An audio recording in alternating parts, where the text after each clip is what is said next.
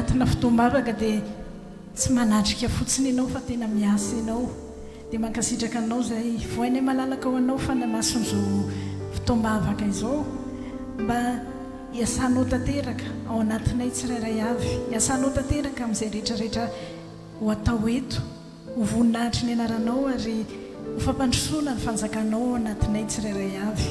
Dia raisy ho toeranao fanamasonao ary tanterao izay sitraponao amin'ity fotoam-bavaka ity ho anao any amin'ny voninahitra. Andriamanitra ray sy zanaka ary fanahy masina amin'ny anaran'i Jesosy. Amen.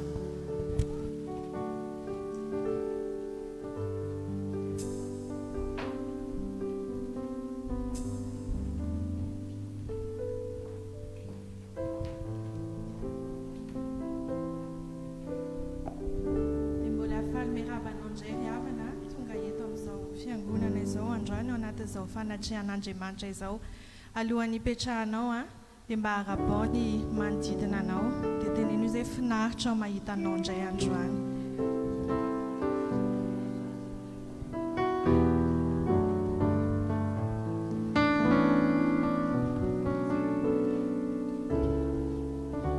Dia afaka mahazo toerana ianao tompoko.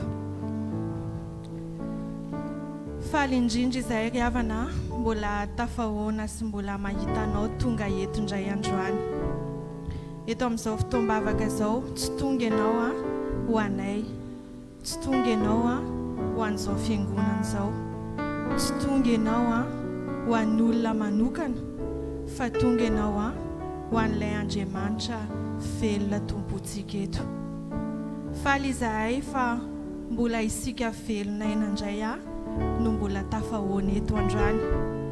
Raha nisaraka tetontsika ry havana tamin'ny lahady lasa dia ny afaka nytenenina anao teto dia hoe anaraka anao ny tanan'Andriamanitra, anaraka anao ny fomba an'Andriamanitra, fa tsisy ny teny mihitsy teto ry havana hoe mbola ho velonaina ianao dia mbola ho tafahoana eto indray tsika androany.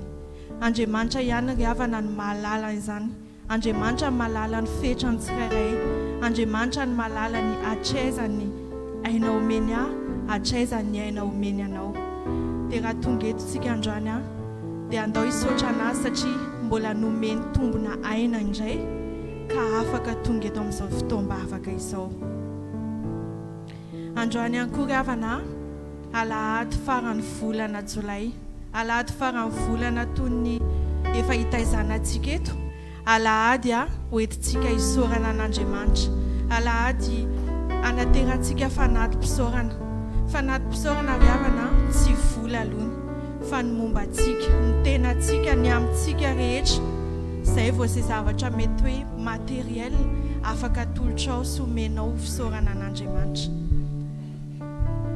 Andaontsika hiaraka amaky tenin'Andriamanitra, eo am-pitsanganana no amakitsika izany tenin'Andriamanitra izany, ho fankasitrahantsika anazy, ho fanehoantsika fa tena misaotra anazy itsika ary tena mireconnaître fa avy aminy ny zavatra rehetra. Ho vakitsika miaraka ary amin'ny famakiana fandroana dia ianao sy Andriamanitra no miresaka. Ao amin'ny bokin'ny Apokalipsy 4:1-12 amin'ny anaran'i Jesosy manao hoe hiaraka vakitsika miaraka: ianao tomponay sy Andriamanitray no mendrika andray ny voninahitra sy ny ady ary ny hery, fa ianao no nahary ny zavatra rehetra ary noho ny sitraponao no nahanisy sy nahary azy. Ianao tompoko sy Andriamanitro no mendrika andray ny voninahitra sy ady ary ny hery, fa ianao no nahary ahy ary no ny sitraponao no nahanisy sy nahary ahy. Mbola ho averintsika fandroany. Ianao tompoko sy Andriamanitro no mendrika andray ny voninahitra sy ny ady ary ny hery, fa ianao no nahary ny zavatra ahy ary no ny sitraponao no nahanisy sy nahary ahy. Amen.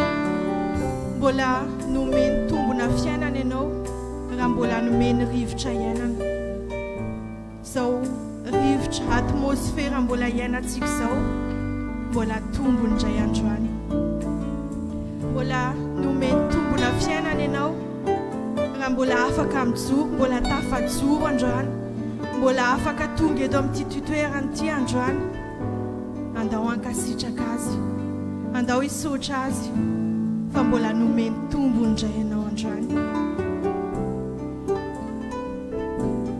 na ao anatin'ny fahasalamana ianao na mbola ao anatin'ny aretina ianao kanefa mbola mahatsapa fa mbola eo ny tanan'Andriamanitra mitazona anao mbola eo ny tanan'Andriamanitra tena hoe mandray atanana ny aminao mbola omeny tombona fiainana ianao dia mendrika ankalazana azy zany androany mbola manana asa fivelomana ve ianao androany mbola afaka mandeha miasa mbola manana hery sy tanjaka mbola tombony indray zany ry havana androany andao hisorana azy zany tombony zany satria mbola nomeny koa zany ahafahanao mbola miaina mbola mijoro ny ara-panahy mbola tianao midodododo tonga eto mitady an'Andriamanitra mbola mangetaheta zavatra ara-panahy mbola tombony zany ry havana androany mendrika ankalazana azy zany mendrika hisorana azy zany ao anatin'ny vavaka dia tena tonono mihitsy ny Jesosy misaotra mitombony mbola omenao mbola nomenao mihoatra Jesosy mbola nomenao mihoatra satria nomenao tombony isorako anao Jesosy ny fitantananao ny fiainako isorana anao Jesosy ny volana jolay izay afaka nodiavana mankasitraka Jesosy fa tena tsapako fa teo ny tananao tsapanay Jesosy fa teo ny tananao ny tazona anay teo ny tananao ny hay anay nandritra ny volana iray manontolo iny asa aman-draharaha tamin'ny fianarany ankizy na tamin'ny fianarana izay ataonay. Misaotra Jesosy fa tena teo ny tananao. Misaotra manokana Jesosy tamin'ity volana ity izay nahazona ny valin'ny examen rehetra ho an'ny ankizy. Misaotra Jesosy fa nampamirapiratra ny zanak'ainao. Misaotra Jesosy fa tena fantatray fa teo ny fomba anao an'ireo zanakay tsirairay avy ireo.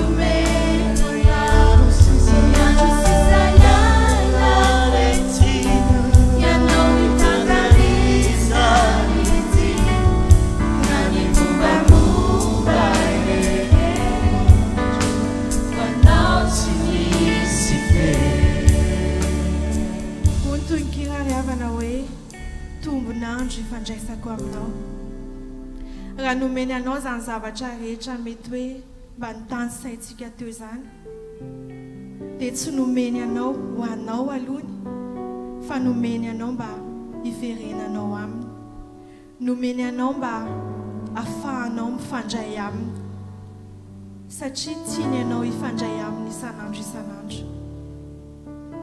Andao hisaotra azy fa mbola tombony zany hoe omen'Andriamanitra ianao fahafahany ifandray aminy.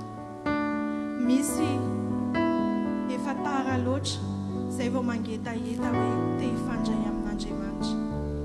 Misy efa tsy afaka intsony satria mety hoe efa eo ambavahoana ny fahafatesana. Fa androany ianao mbola manana fotoana hifandraisana aminy.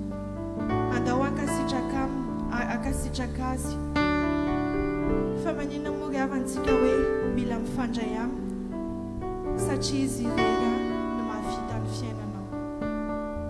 Ny olona rehetra mety andao, ny zavatra rehetra mety andao, fa izy ireny ihany ny sûr fa tsy andao anao mandrakizay. Izy ireny ihany ny sûr fa ho eo akaikinao amin'ny fotoana rehetra. Ny fifandraisana ety an-tany ry havana misy fetra, fa fifandraisana amin'Andriamanitra sady tsy misy fetra no tsy voafetra. Rehefa tapitra ny ety an-tany raha faniritsika rehetrareto dia hitohy any an-danitra zany. Izay ny fetratsika rehefa tonga eo akaikin'Andriamanitra tsika. Andao amin'ny fotsika rehetra, amin'ny saintsika rehetra, amin'izay rehetra ny anatinao any tena hoe hisory azy. Misaotra Jesosy fa mbola afaka omenao fotoana hifandray aminao. Misaotra fa tsy avelanao irenireny aho. Misaotra fa mbola atsoinao andray Jesosy androany hifandray aminao. Mety hoe eto amin'ity toerana ity fa amin'ny andavanandro dia tsy avelanao fa maro ny zava-panafaka henoko, maro ny hira-panafaka henoko mba hitazomako izany fifandraisana aminao izany. Misaotra Jesosy fa omenao fahafahana raha ity fiangonana ity, ahafahana hifandray aminao isan'andro isan'andro. Mankasitraka aminao Jesosy amin'ireny fotoana rehetra reny, mankasitraka anao amin'ireny moment tena hoe ianao no mamorona azy ahafahanay mifandray aminao. Manomboka androany Jesosy dia tena raisinay ho tombony ho anay ny afaka hifandray aminao. Manomboka androany Jesosy dia tena raisinay indray tsy hoe fotoana mpiangonana na hoe fotoana hoe atao fotsiny mba mety hahafeno fotoananay isan'andro, fa tena ianao mihitsy Jesosy no manome tombony ho anay. Dia rehetra izay Jesosy androany, mankasitraka anao amin'ny fonay rehetra, amin'ny sainay rehetra, amin'ny hery sy tanjaka mbola omenao. Raisy Jesosy ny fisaoranay, raisy izany mba ho anitra ankasitrahana eo anatrehanao. Andao ry havana eo am-pitsangavana no averintsika izany hery izany, ary tena atao viram-bavaka mihitsy ny fisaoranao an'Andriamanitra.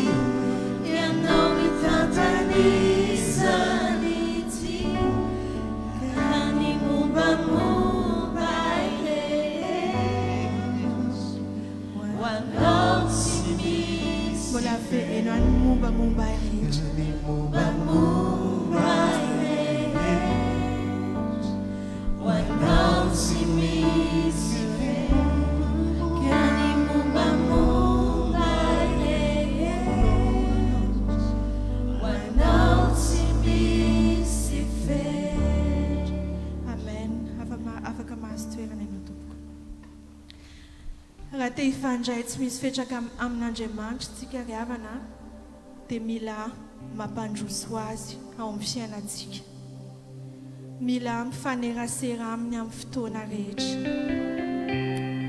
Hoy ny tenin'Andriamanitra amin'ny Apokalipsy 3:20 manao hoe: indro efa mitsangana eo am-baravarana aho ka mandondona, raha misy mihaino feoko ka mamono varavarana dia hiditra ao aminy aho ka hiara hisakafo aminy ary izy amiko.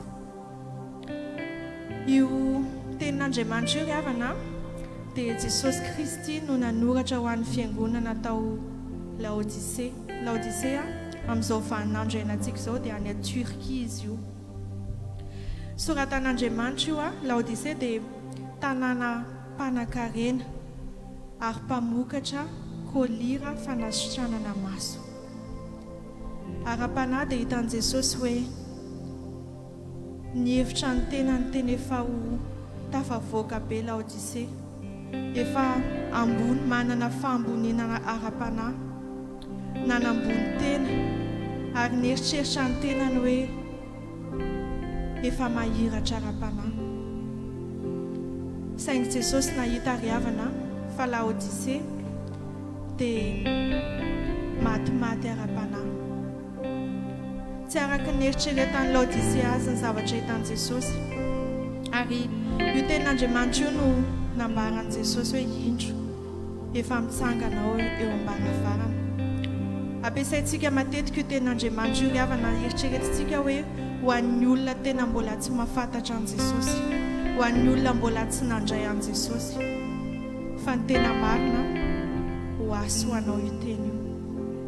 Tsika androany ilay Laodicea eto, satria mieritreritritsika hoe efa manana fahafenoana ara-panahy, efa feno zavatra ara-panahy ny fiainana, efa mahiratra ara-panahy, kanefa ny tena marina indraindray Jesosy efa tsy ao intsony, efa tsy ao anatin'izany fiainana ara-panahy eritreretintsika hananan'izany Jesosy.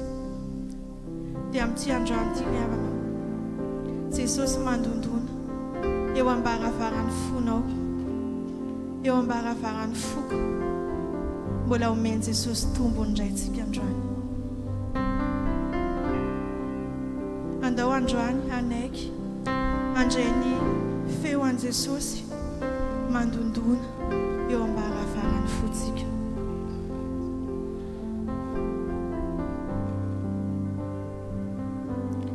Zay tompo ilay feonao, rekanao am-poko aho, fa maniry mafiany aho, teo mbola averitsika ihany. Zay tompo ilay feonao, rekanao am-poko aho, fa maniry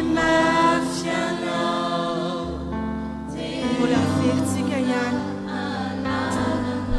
Zay tompo ilay feonao,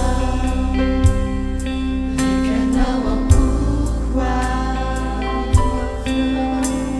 fa maniry mafiany aho, teo nahalalanao. Zay tompo ilay feonao, rekanao am-poko aho, fa maniry mafiany aho, teo nahalalanao. Mandroso Jesosy tonga soianao, fa maneranao ifanatrehanao, maniry ny fo dia itoeranao. Vasiwao Jesosy fa manantenanao, fafaraliza ilaiko sy tiako eo anilanao. Raha zavatra hita ry havana dia Jesosy aza mandondona vao miditra, vao te hiditra amin'ny fiainako sy amin'ny fiainanao. Dikan'izany ry havana, zavatra hafa rehetra ihany koa mila mandondona vao tafiditra amin'ny fiainantsika, ary tsika no manome toerana, tsika no manome permission ahafahan'ny zavatra hafa miditra. Androany raha te hampiditra zavatra ihany, tsy aleo hoe Jesosy no ampidirintsika sy hampandrosoantsika. Mandondona isan'andro ao anatin'ny fiainantsika ry havana ny olona, mandondona isan'andro ny fahadisom-panantenana, mandondona isan'andro ny alahelo, fahakiviana. Mety mandondona mihitsy ny olona tsy mitondra tombony ara-panahy, tsy mitondra tombony ara-piainana te hiditra amin'ny fiainantsika. Mandondona ihany koa ny fakam-panahy, fa androany mbola omeny tombony ianao, tombona fiainana mpandroso azy, ho izy hoe izao ny lalana sy fahamarinana ary fiainana. Andao androany anaiky andeha amin'ny lalana vaovao, andao androany anaiky andeha amin'ny fahamarinana, ary andao androany anaiky hiaina fiainana vaovao hiaraka amin'ny Jesosy Kristy. Tanjontsika dia tsy ny eto an-tany ihany fa hatrany an-danitra. Andao ny amintsika rehetra ho sokafantsika, ny ara-panahy Jesosy io sokafanay aminao ny fiainanay ara-panahy mandrosoa ao Jesosy raisao Jesosy ny toeranao raisao aponay raisao amin'ny fiainanay mombanay rehetra Jesosy tianay androsoanao tsy ampahampiainana rery any Jesosy fa ny mombanay rehetra ny fiainanay Jesosy dia tianay tena hoenika anao henika ny présence anao henika ny fanatrehanao raisa ny toerana zany Jesosy fa homenay anao androany ndao eo mpitsanganana anao velitsika ny rariavana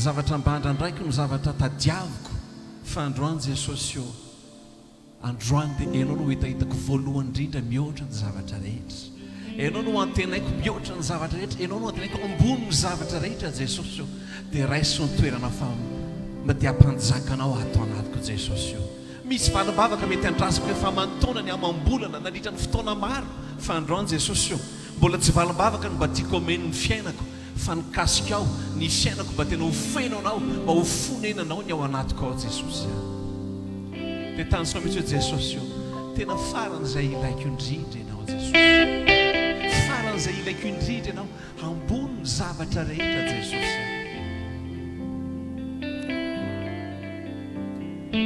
fa faran'izay ilaiko fa faran'izay ilaiko sy tiako ny hoany havereniny hany androany amin'ny fandresentahitra mihitsy hoe fa faran'izay ilaiko sy tiako ny hoany lanahy alleluia mba jereo kely no akaikinao dia teneny fotsiny izy hoe mila an Jesosy ny fiainanao Jesosy no ataovy ilainao voalohany indrindra amin'ny zavatra rehetrarehetra mialohan'ny zavatra rehetrarehetra dia teneny koa ny tenanao hoe ny fiainako Jesosy ny prioritaire Jesosy no ilaiko voalohany indrindra mila an Jesosy ny fiainako amen fa mamerina manotra ny raha-bahoantsika rehetra amin'ny anaran'i Jesosy amin'ny ity alahady fa 17 volana ity androany dia mba te hampahery anao hoe aza vela isy nininina ampialatsony an Jesosy eo amin'ny fiainanao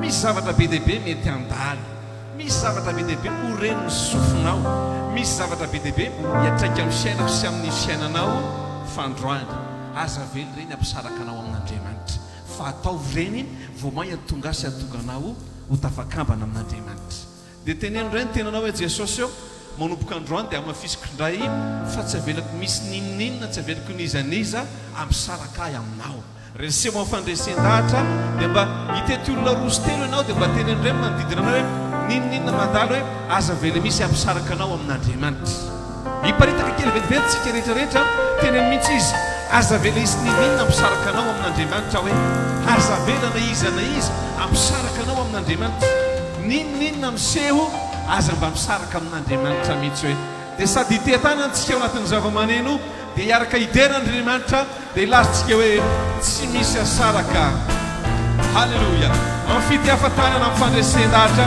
hiaraka hideran'Andriamanitra tsika rehetrarehetra inona no asarakahy aminy fitiavanao Jesosy faorina vesahy ahy fahantana safamoizamo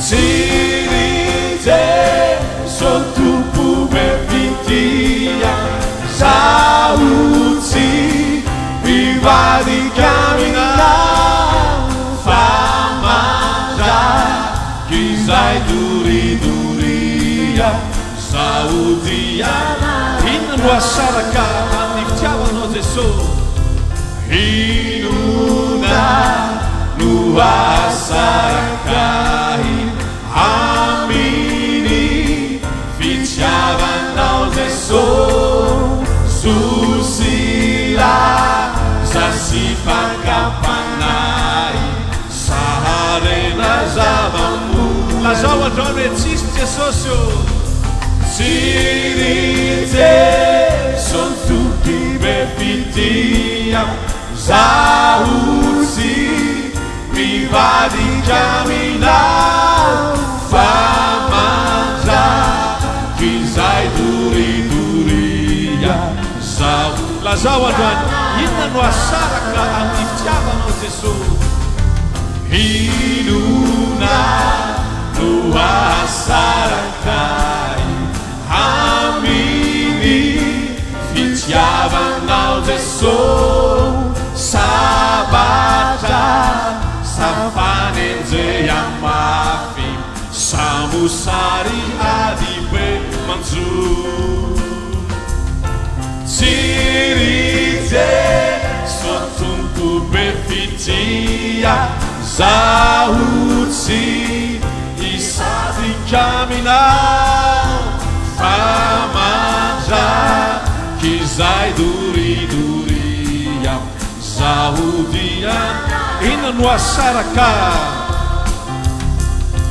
inona no asarakahy aminy fitiavanao Jesosy fative no hampivadikahy lozahery faefako tsiry Jesosy tompo befitia zaho tsy mivadika aminao famandraky izay doridoria zaho diana eny izao rehetra izao i tompo eny izao rehetra izao ry tompo tsy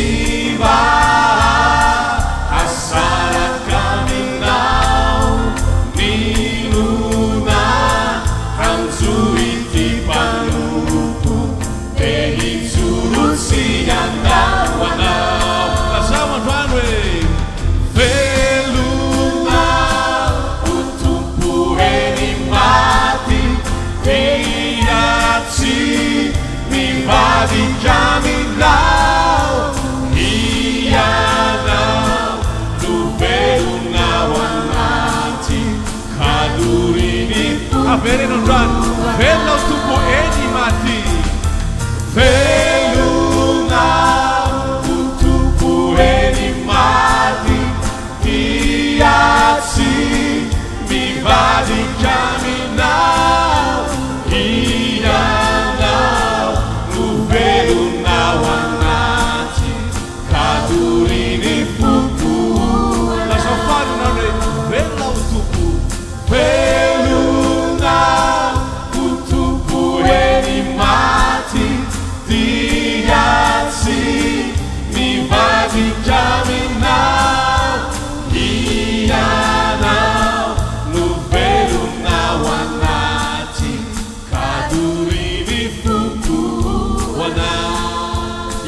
antsika ho fanomezantsika voninahitra an'Andriamanitra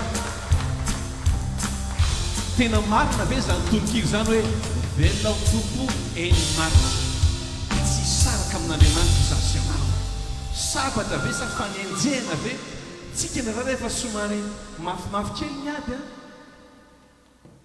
tsy tonga mivavaka fa androany mba te hampaheranao ninona lalovana aza misaraka amin'Andriamanitra fa ao anatin'ny ady a raha vao milavolefony ianao dia vao mahay resy fa ao anatin'ny ady rehefa ao anatin'ny ady ianao mitohina manomboka manafika tsy maintsy mandresy ianao amen mandalo ny ady mandalo ny zavatra be dehibe fa androany andeha tsy avelantsika isy ninona anakana antsika tsy hideran'Andriamanitra andeha tsika hanandratra ny feo fiderana hideran'Andriamanitra andeha hideran'ny tompo amin'ny fitiafatanana mafitsika rehetrarehetra mba ataovy mafy ny fitiafatananao ataovy maredina mihitsy ny tehaka ho feno fideranan'Andriamanitra tsika amin'ity tolakandro ty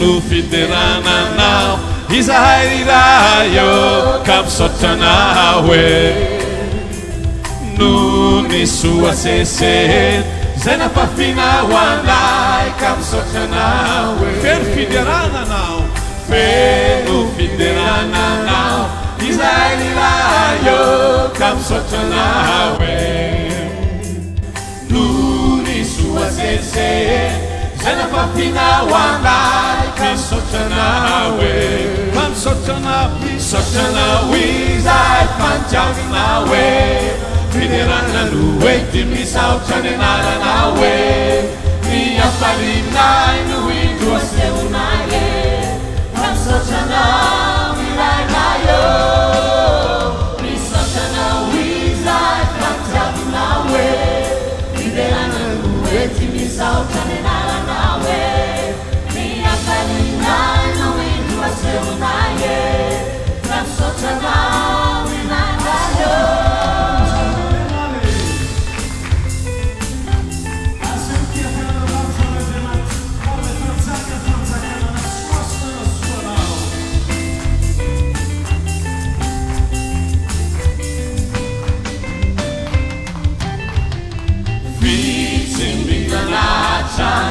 Unatuluta wanai misaotra anao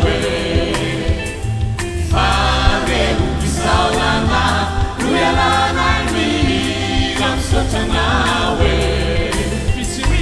fitsimina hata unatuluta wanai misaotra anao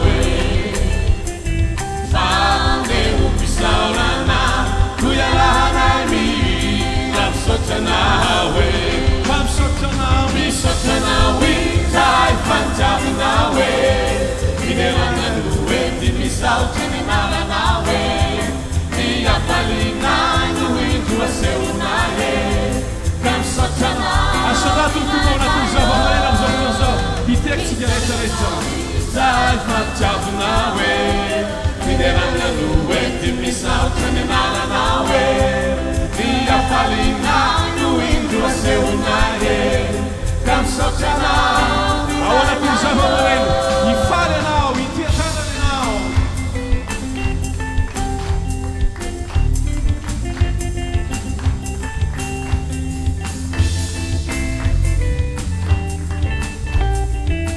raha mety hifandraitana amintsika rehetrarehetra hoe ny fifankatiavana no natorona ho anay ka misaotra anao tenjereo tsara izy tanteranay atrany zany afatrao izany misaotra anao eo ihany ary ny fifankatiavana ny fifankatiavana no natorona ho anay ka misaotra anao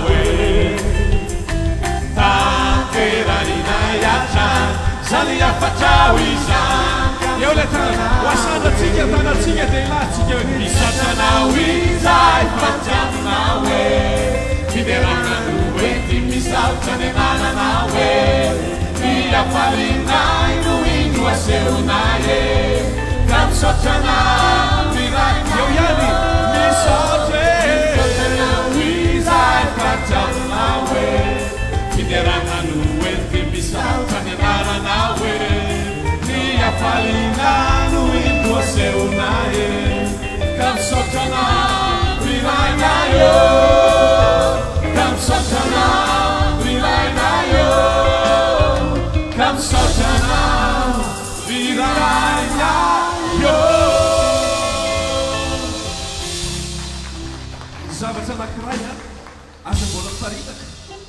mba jereo kely no akaikinao dia tenany hoe misaotra ny tompontsika hoe namelantsika mba hifankaty hoe tsika tany an-danitra zao hoe amen. Aty anatin'ny fiangonana tokony ahitana zany hoe tena miray fo miray saina mifankaty satria didina ampianaran'i Jesosy atsika izany. Amen. Amen. Androany ozy ny ten'Andriamanitra hoe izao olona nofononoko izao no anambara fiderana. Ity tanana mafy ianao dia andehantsika ao anatin'ny zava-maneno aza vela izy ninina anakatsakana anao tsy faly fa mandiza mihitsy ho an'Andriamanitra.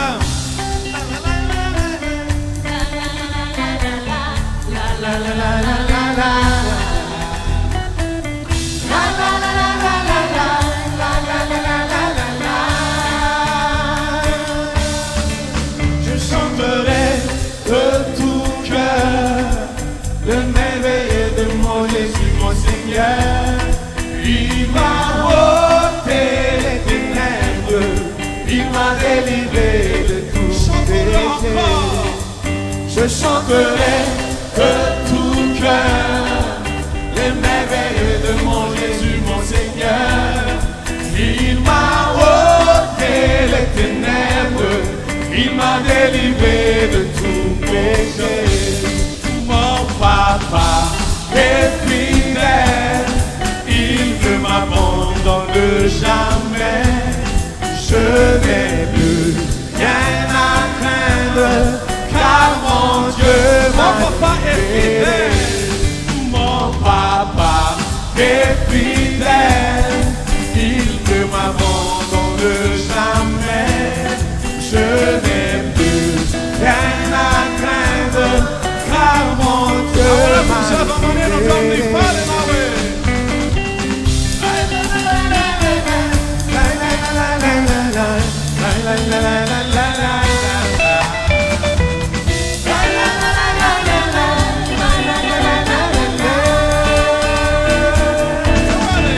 Je chanterai de tout cœur le merveilleux de mon Jésus, mon Seigneur. Il m'a ôté les ténèbres, il m'a délivré de tout péché. Je chanterai de tout cœur le merveilleux de mon Jésus, mon Seigneur. Il m'a ôté les ténèbres, il m'a délivré de mon papa. Mon papa est fidèle, il ne m'abandonne jamais. Je n'ai plus rien à craindre, car mon Dieu m'a libéré. Et voilà. La joie, une joie immense. Je suis dans l'allégresse, car mon Dieu m'a. Je suis dans la joie. Je suis dans la joie, une joie immense. Je suis dans l'allégresse, car mon Dieu. Ensemble, louons le Seigneur. Ensemble louons le Seigneur, il est vivant. Ensemble louons le Seigneur, il est vivant. Ensemble louons le Seigneur, il est vivant. Ensemble louons le Seigneur, il est vivant.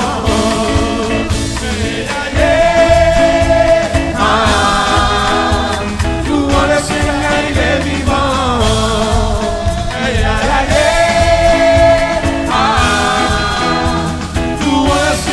Il est vivant.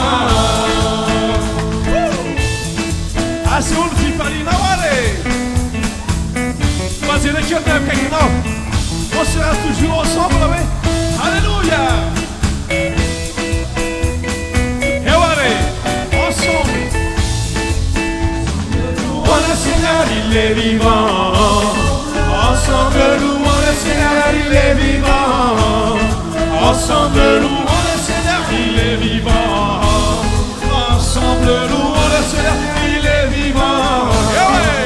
Hey, hey, hey, hey. Ah, louons le Seigneur, il est vivant. Hey, hey, hey.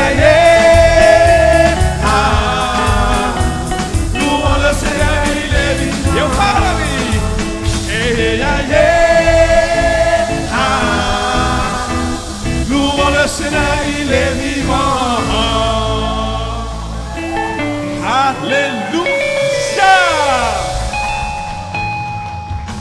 afaka mahazo toerantsika rehetrarehetra tompoko mahazo tonderan'andriamanitra amin'ny zavatra rehetra tompoko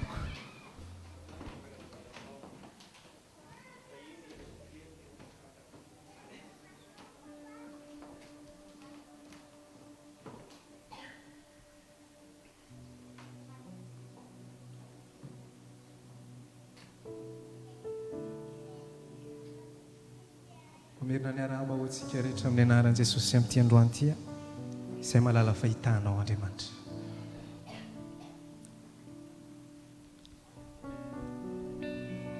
Tena tianao loatra Andriamanitra ry havana. Izay hoe tena tianao loatra Andriamanitra. Tsisy fitiavana afaka alahatra mandrakizay amin'ny fitiavan'Andriamanitra anao mandrakizay zany. Voafetra ihany ny fitiavan'olombelona fa ny fitiavan'Andriamanitra anao tsy voafetra mandrakizay.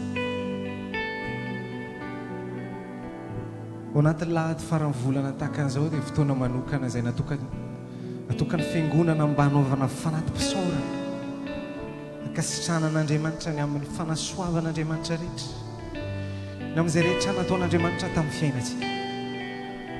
Fa alohan'izany mba te hisarika ny sainao androany.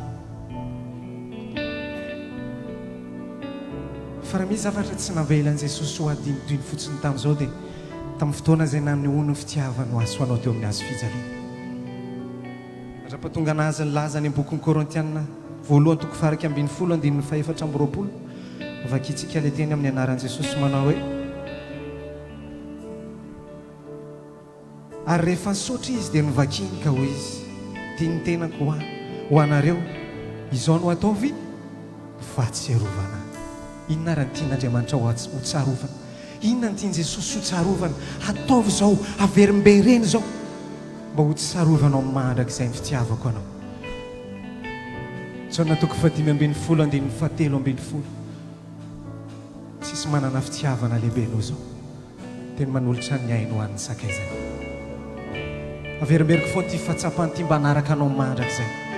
Fa tsisy na dia anankiray amintsika ireo aza sakaiza tamin'Andriamanitra kanefa nanolotra ny tenany ho anao Jesosy. Tsy nisy na tamin'iray amintsika reto aza ka tsy nanohatra an'Andriamanitra kanefa ho azy ho anao mihitsy nanoloran'i Jesosy ny tenany. Mitefinira mandrakizay ny fitiavan'Andriamanitra anao nanolorany tenany teo amin'ny hazo fijaliana. Raha masitraka tsika indrindra androany fahatsapana toe-po tahaka an'izany no hoe tsika mankasitraka an'Andriamanitra ao anatin'ny fiankofana hoe Tompo saotra ny amin'ny fitiavanao tsy hita Andriamanitra afaka ity mihoatra no ianao. Tsisy na inona na iza afaka amin'ity mihoatra no ianao. Saory azy manokana androany misaotra Tompo fa noho ny amin'ny fitiavanao dia mba voavonjy androany.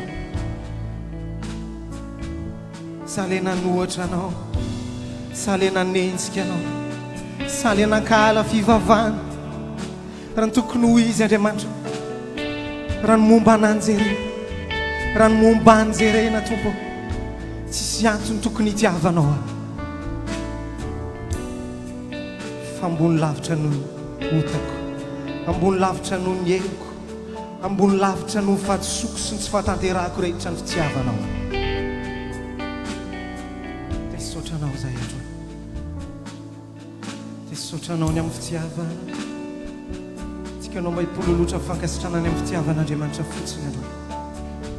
Ao anatin'izao fiankofan'izao lazaotra saotra ny amin'ny fitiavanao, fitiavanao mba nahavoavonjy, fitiavanao dia mba miazakazaka ho any amin'ny fiainan-danitra ny fiainana, fitiavanao dia mba voasoratra ao amin'ny boky ny fiainana mandrakizay ny anarana, fitiavanao dia voavonjy mandrakizay fiainan'olona efa very, fiainan'olona efa tsisy nantenaina tsotra, fiainana efa nitataza amin'ny fahafatesana fotsiny mba nifanena taminao. Saotra fa tianao loatra.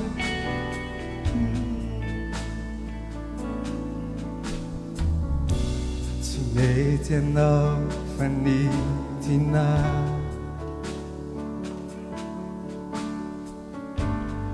navotraanay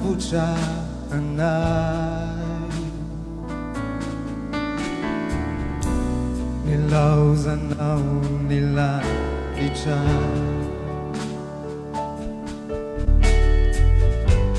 na tsisy tombony ho anao tsika rehetra ano ary ilaza aloha tsy mety anao fanina kama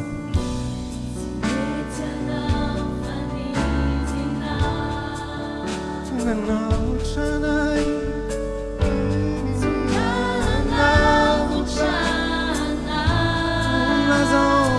nilaozanao nilanitra sisy tombony ho anao azane sotrizany fitiavana mienje enjele fitiavana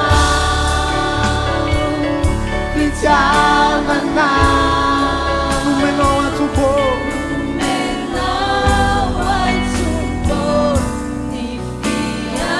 enjele fitiavana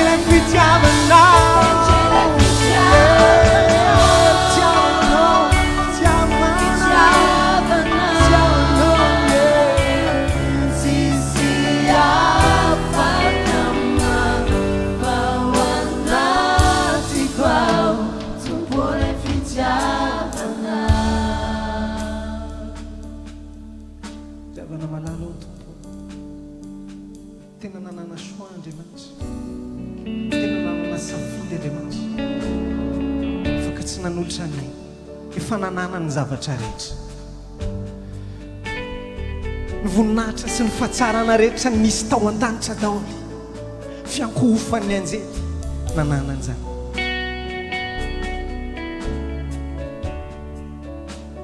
légion ange ray manontolo tao an-danitra nananan'izany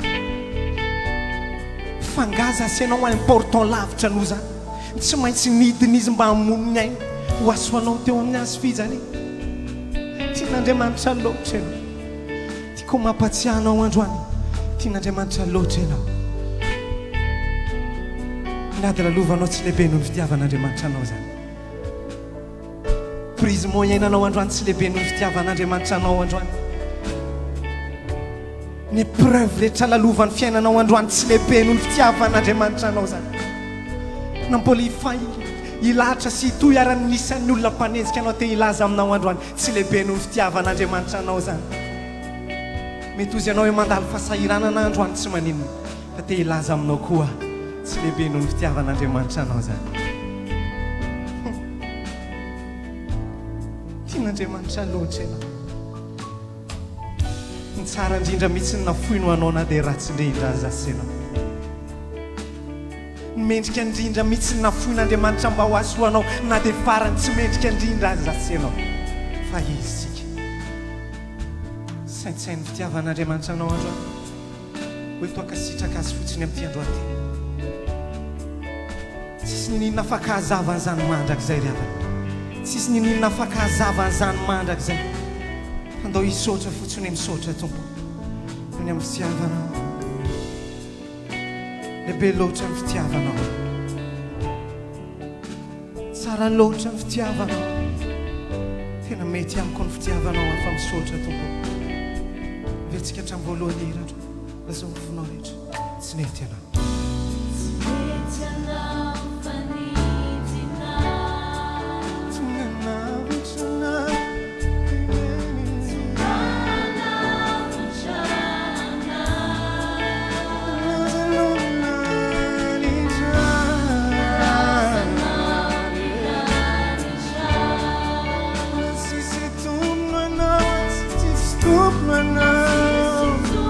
vetsika mifotsika rehetra ihany androany hoe tsy mety anao fanidina tonga namotranay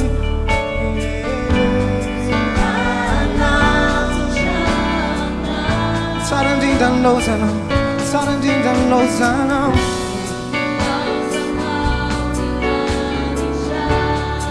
tsisy hoe tomponao anao akory Andriamanitra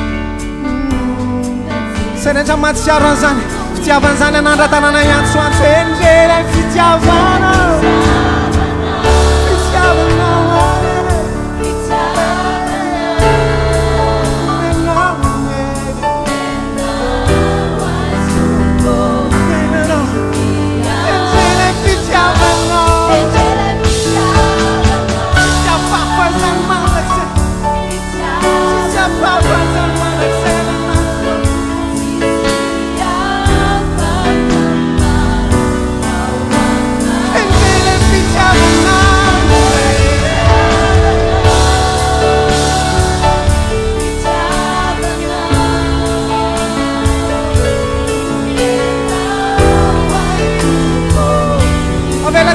Suatu sama mana manjuan, memang kusau nak kira mana mana dah siapa kupana, kupana manjuan. Pakai sana kena tu funo jadi sama siapa tupo, jadi tino lo sana bawa chanson manjuan, bawa chanson, bawa kucing neno seti tino lo sa. Funo sana dia macam mana awak. Apakah semua azuan diulat tupo Fatsi lepe nu fitiavanao zany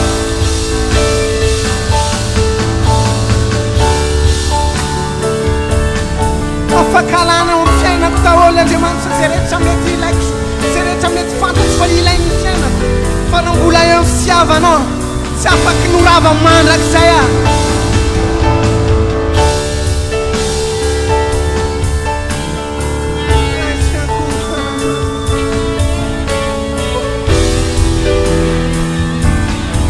Avela tiga yang suan semafian sama mana wajan, no najira panajan, luarnya ni natu punore cawe tubo,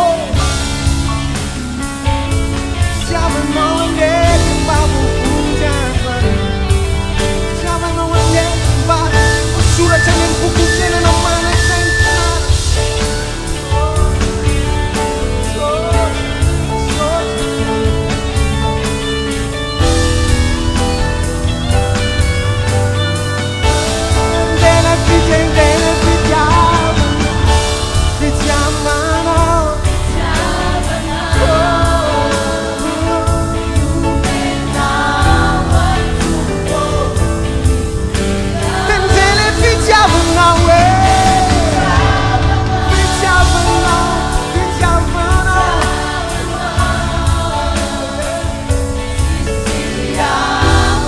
Pola misma cruzana nel nato la so rendere mi chiamano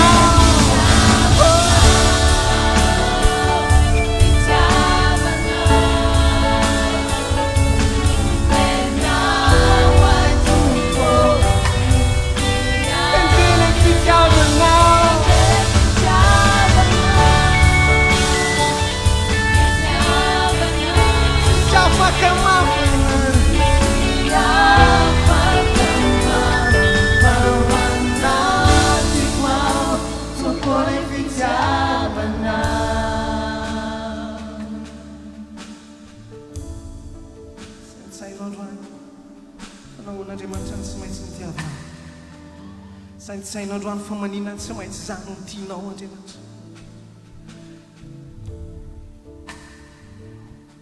tadidio ry havana fara ohatran'izao zasianao androany tsy hoe noho ny fitiavantsika an'Andriamanitra fa noho ny fitiavan'Andriamanitra atsika important lavitra ny atakaranao androany fa ny refy ny fitiavana dia ny fitiavan'Andriamanitra mity atsika fa tsy tsika mity an'Andriamanitra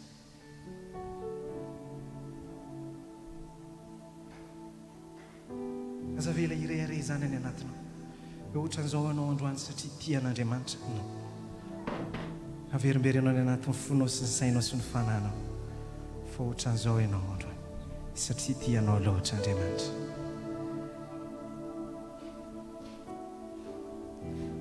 tsy haiko tompony ahoana ny tianao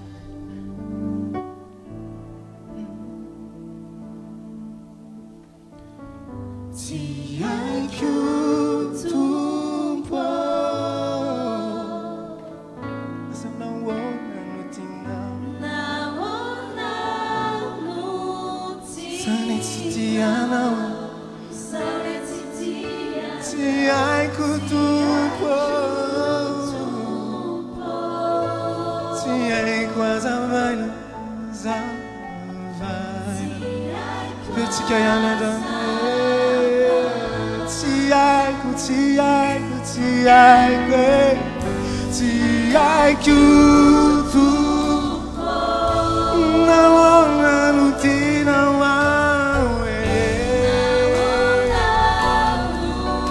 sale tsy tianao tsy haiko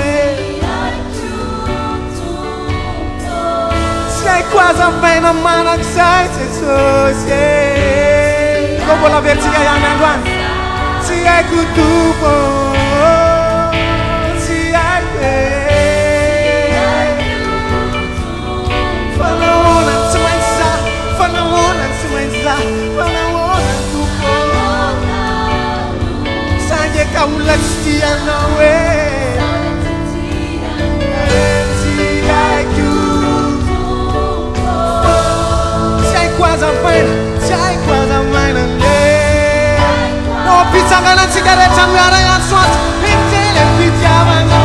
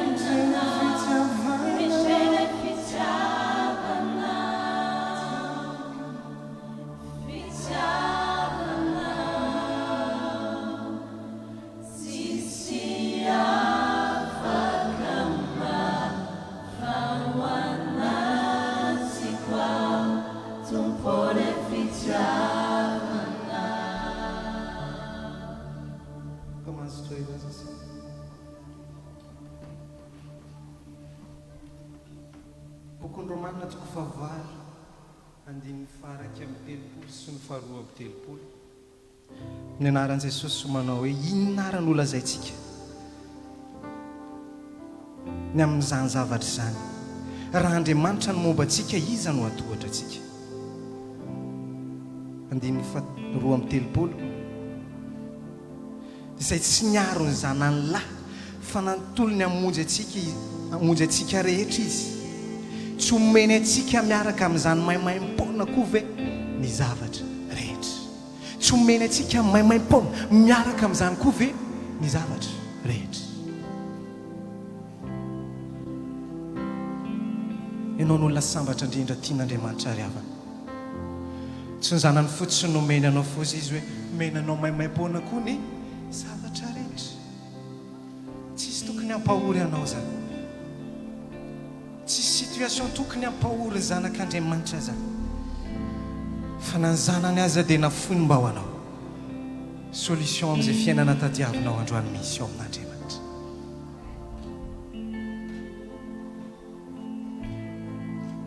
vaolana izay zavatra sarotra sy manaintainanao androany misy ao amin'Andriamanitra. raha mba toy izao sianao, raha mba toy izao za sianao androany, raha mba misy endriny ny fiainantsika, raha mba ohatrany mahafinaritra jerena ny fiainantsika, tsy midika hoe tsy misy olana fa mety misy olana kanefa rakofan'ny fahatsaran'Andriamanitra, mety misy olana nefa rakofan'ny voninahitr'Andriamanitra, mety misy olana nefa misy rakofan'ny fanasoavan'Andriamanitra.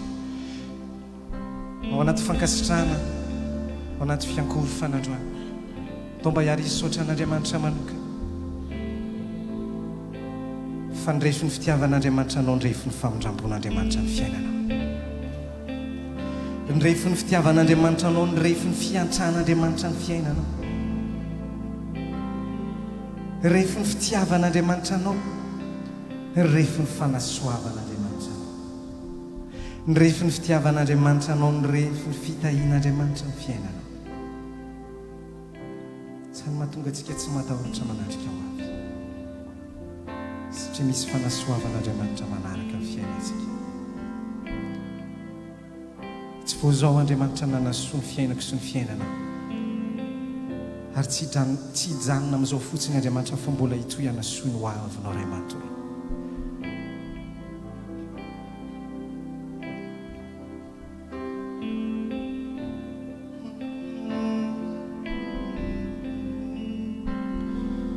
Saotrana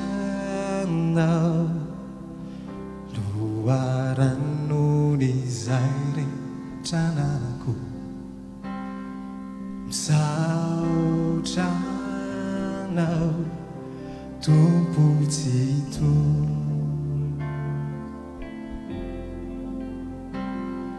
misaotrana fa tsy toza hoetsony ao raha tsisy anao, misaotrana tompo tsito. Feontsika rehetra miary ilaza andro, misaotrana, misaotrana.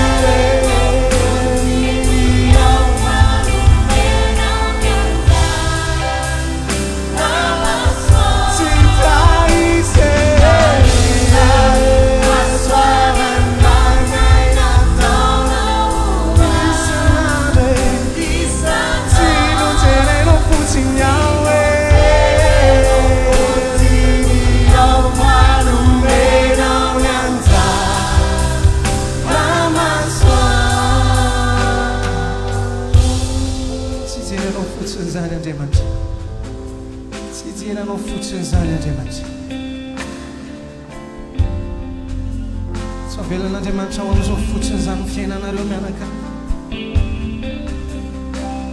tsy jerenao fotsiny Andriamanitra satria tena tianao loatra izy dia te hanasoa ny fiainanao.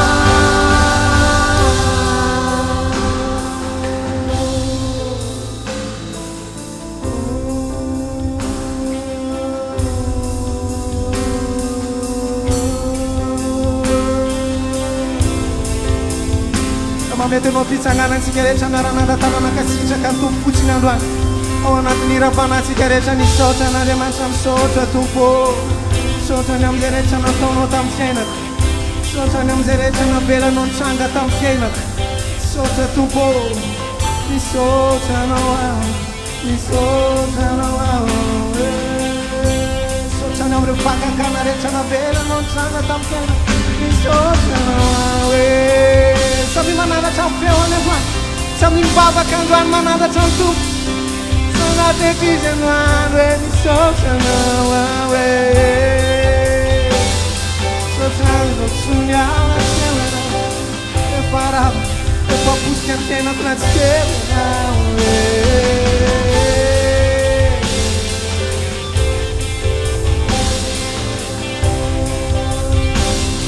magagenao Magagenao, Magagenao, Zai ti ai não, Magagenao, Magagenao, se tu Magagenao, Magagenao, Magagenao, Zai ti Magagenao, Magagenao, afaka vetsiky mafimafy andre androany hoe Magagenao, Magagenao, Magagenao, Magagenao, tsisy zavatry zay tsy tanatsika rehetra iarisana n'androany lazary Magagenao, Magagenao, tsy tarisy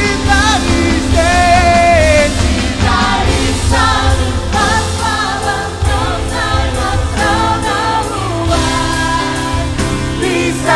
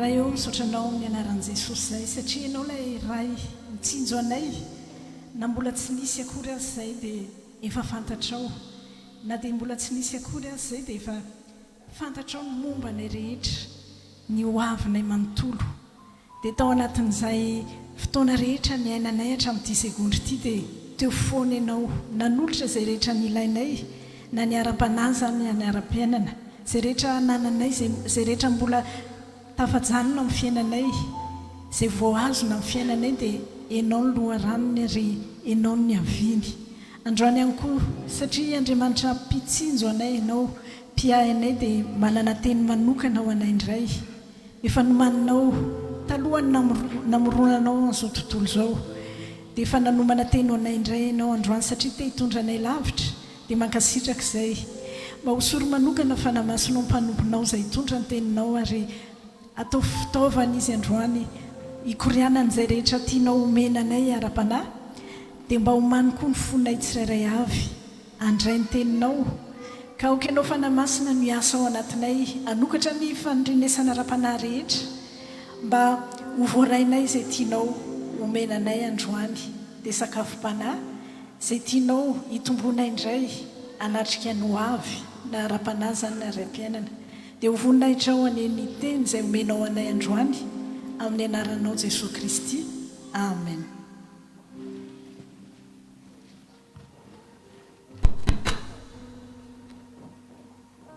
Afaka mahazotoerana ny fiangonana ny mpitera mba hitsanony eo tsy maninona sy ny mpitendry tompoko. Halleloia. Mamerina mitondra ny araba ho antsika rehetra amin'ny anaran'i Jesosy. Androany Andriamanitra dia anangana anao mihoatra ny tamin'ny lasa rehetra anokatra varavarana anankiray izay mety efa nandrasako sy nandrasanao nandritra ny taona maro tamin'ny alana fotoana maro satria sy fanalahidy goavana lehibe anankiray rahantsika mandray amin'ny tolakandro ity. Hoakitsika efa trano ny tenin'Andriamanitra ao amin'ny bokin'ny Jaona toko faharoa andiny voalohany ka hatramin'ny fahafolo. Jaona toko faharoa andiny voalohany ka hatramin'ny fahafolo amin'ny anaran'i Jesosy. Ary tamin'ny andro fahatelo dia nisy fampakaram-bady taokany any Galilea ary tao ny renin'i Jesosy. Ary Jesosy sy ny mpianany koa dia nalainy ho ao amin'ny fampakaram-bady. Ary rehefa lany ny divay dia hoy ny renin'i Jesosy taminy tsy manana divay izy.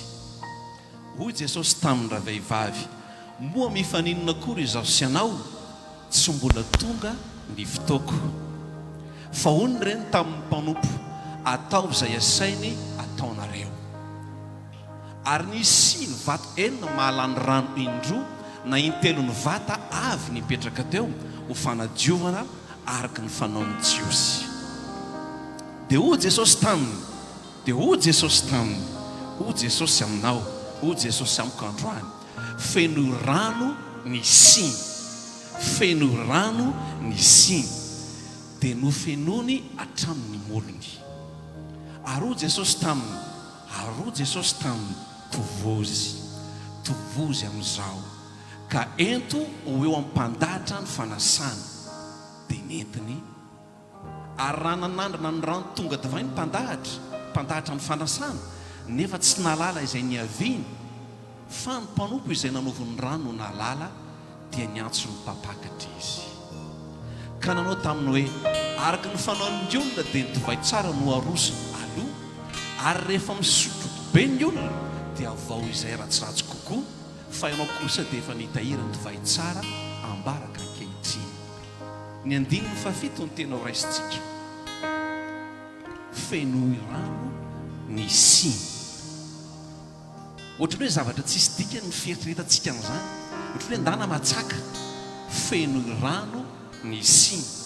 Ny zavatra nitranga teto amin'ity fahagagana voalohany nataon'i Jesosy ity rehefa tao amin'ny fampakaram-bady izy, tsy nisy fanazavana, tsy nisy explication lavitra be, tsy nisy fanazavana be. Raha fenona rano ny siny dia zao nkady zao, tsy nisy ninina tompoko, tsy nisy fanazavana. Ary nagaga tsy mbola nisy faminaniny, tsy nisy anjelany teny, ary koa tsy mbola nisy zavatra hafa fa ny zavatra nitranga teny tokona ny nambaran'i Jesosy, feno rano ireo siny ireo. Tsy niteny ny baiboly hoe rehefa niteny Jesosy hoe feno rano siny dia nisy olona nitsangana hoe amin'ny fomba ahoana koa hoe amin'ny fomba ahoana no menona rano, divay no ilaina fa tsy rano na coca na selecto. Raha amin'ny androntsika izao misy karazana jus be dehibe mety ilayntsika ao anatin'ny fampakaram-bady, fa tamin'izany fotoana izany raha ianao no manana fanasana, raha ianao no teo amin'ny tompon'le tompo-panasana lany divay dia hoy ny olona anankiray invité hoe lany ve ny zava-pisotro, feno rano ny kopy, feno rano ny zinga. Tsy teo amin'ny toeran'ilay olona fa raha ianao no misy miteny an'izany, inona ny zavatra mitranga, inona ny zavatra mety ho fietsika ao.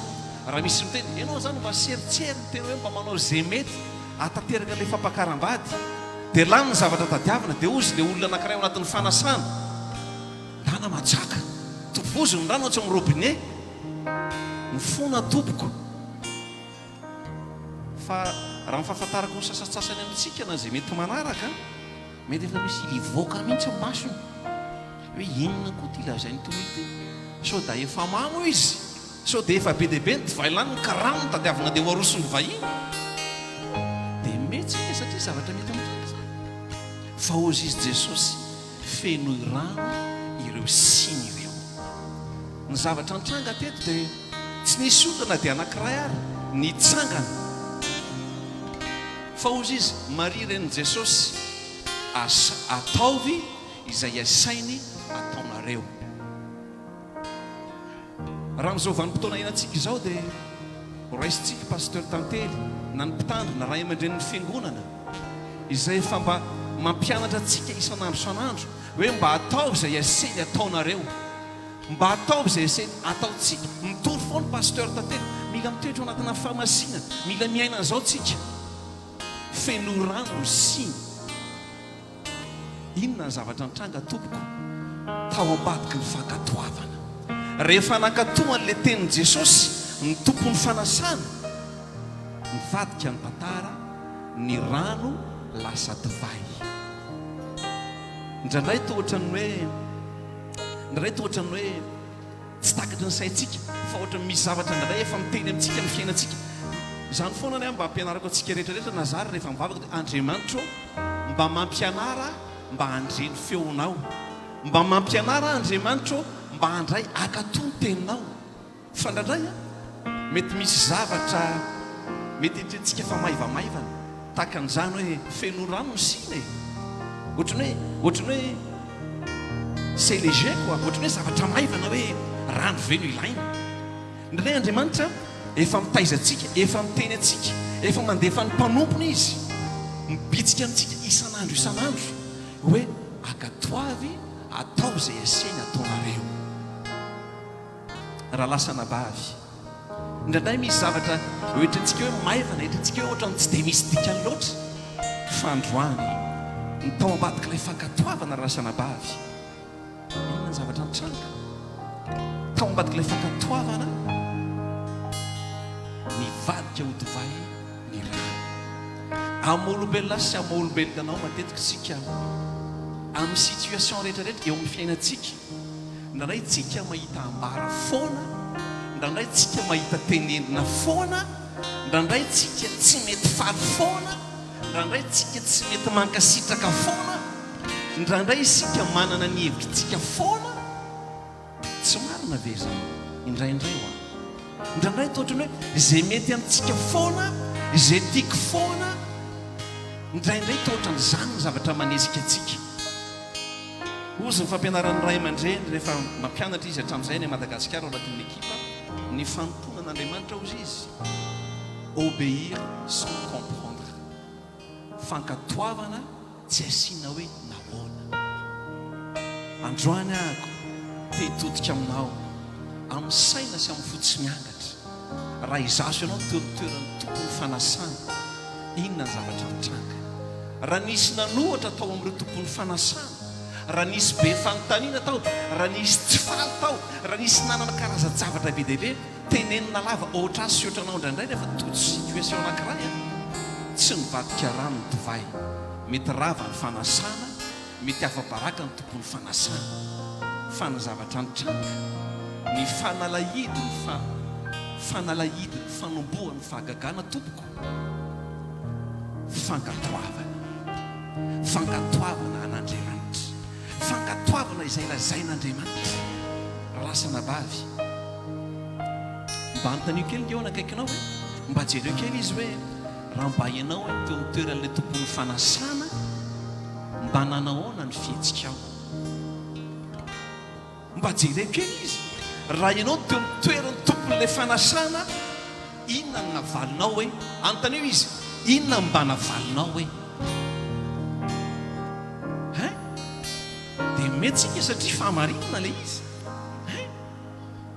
satria veriko foana divay no ilaina satria lany tsisy idiran'ny kajy, tsisy idiran'ny possible, tsisy idiran'ny situation rehetrarehetra, fa hoe divay no ilaina ko maninona koa ny rano no asiana tovozina. Fa na Einstein raha tsy mahita ny calcul an'izany, na zay olona eritreretintsika fa intellectuel indrindra eto ambonin'ny tany ary tsy atakatra amin'izany hoe rano no nararaka fa nivadika divay. Ny fanalahidina tonga n'le rano nivadika ho divay tompoko fankatoavana, obéissance. Nankatao tompony fanasana dia niseho ny fahagagana. Eo amin'ny fiainantsika indray hiditra amin'ny votoatin'ny hevitra any, indray tsika lany fotoana mahita tenenina foana, mahita ambara foana, dia tsy tonga ny fahagagana satria tsika indray tsy tia hakato. Fa isika indray moi d'abord, zaho aloha, zahay aloha, ity aloha, zao aloha, zatsy aloha, zaroa aloha.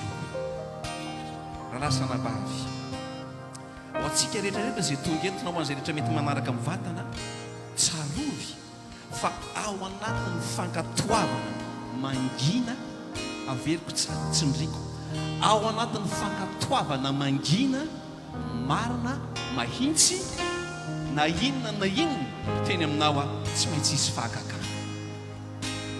Ao anatin'ny fankatoavana mangina tsy maintsy isy fahagagana, na hoela na hoaingana.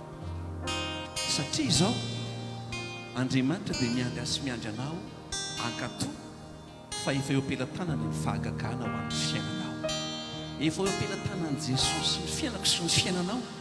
Fa no zasanao indraindray mbola ozy rehefa miresaka izay amin'ny anailo hoe anaila s'il te plaît arrête ton chichi. Tsika indraindray mbola misisisy foana tsy fantatro fa androany ny tenin'Andriamanitra. Andriamanitra manana fahalalahidy ho an'ny fiainako sy ny fiainanao, fankatoavana, obéissance. Androany mba te hampahery anao misy andinitsoratra masina vitsivitsy reto ho teneniko aminao, fa ny fanalahidiny fankatoavana tompoko. Rehefa miteny ny tenin'Andriamanitra, ozy ny tenin'Andriamanitra ho mibebay ianareo, mila mibebaka tsika tompoko. Miala amin'ny ratsy, mila miala amin'ny ratsy zasy ianao. Rehefa miteny n'Andriamanitra, efa miteny foana ny tenin'Andriamanitra, ozy ny tenin'Andriamanitra amin'ny Romanina 4:12, aza manaraka ny fanao izao tontolo izao fa miova amin'ny fanavazana ny saina. Ny fiainako sy ny fiainako tompoko misy fanavazana tokony ho atao, fa matoa ianao mandre tenin'Andriamanitra tahaka an'izany, misy zavatra tokony ho avozana ny fiainako sy ny fiainanao, ny fitondran-tenako sy ny fitondran-tenanao, amin'ny lafi-piainako sy ny lafi-piainanao.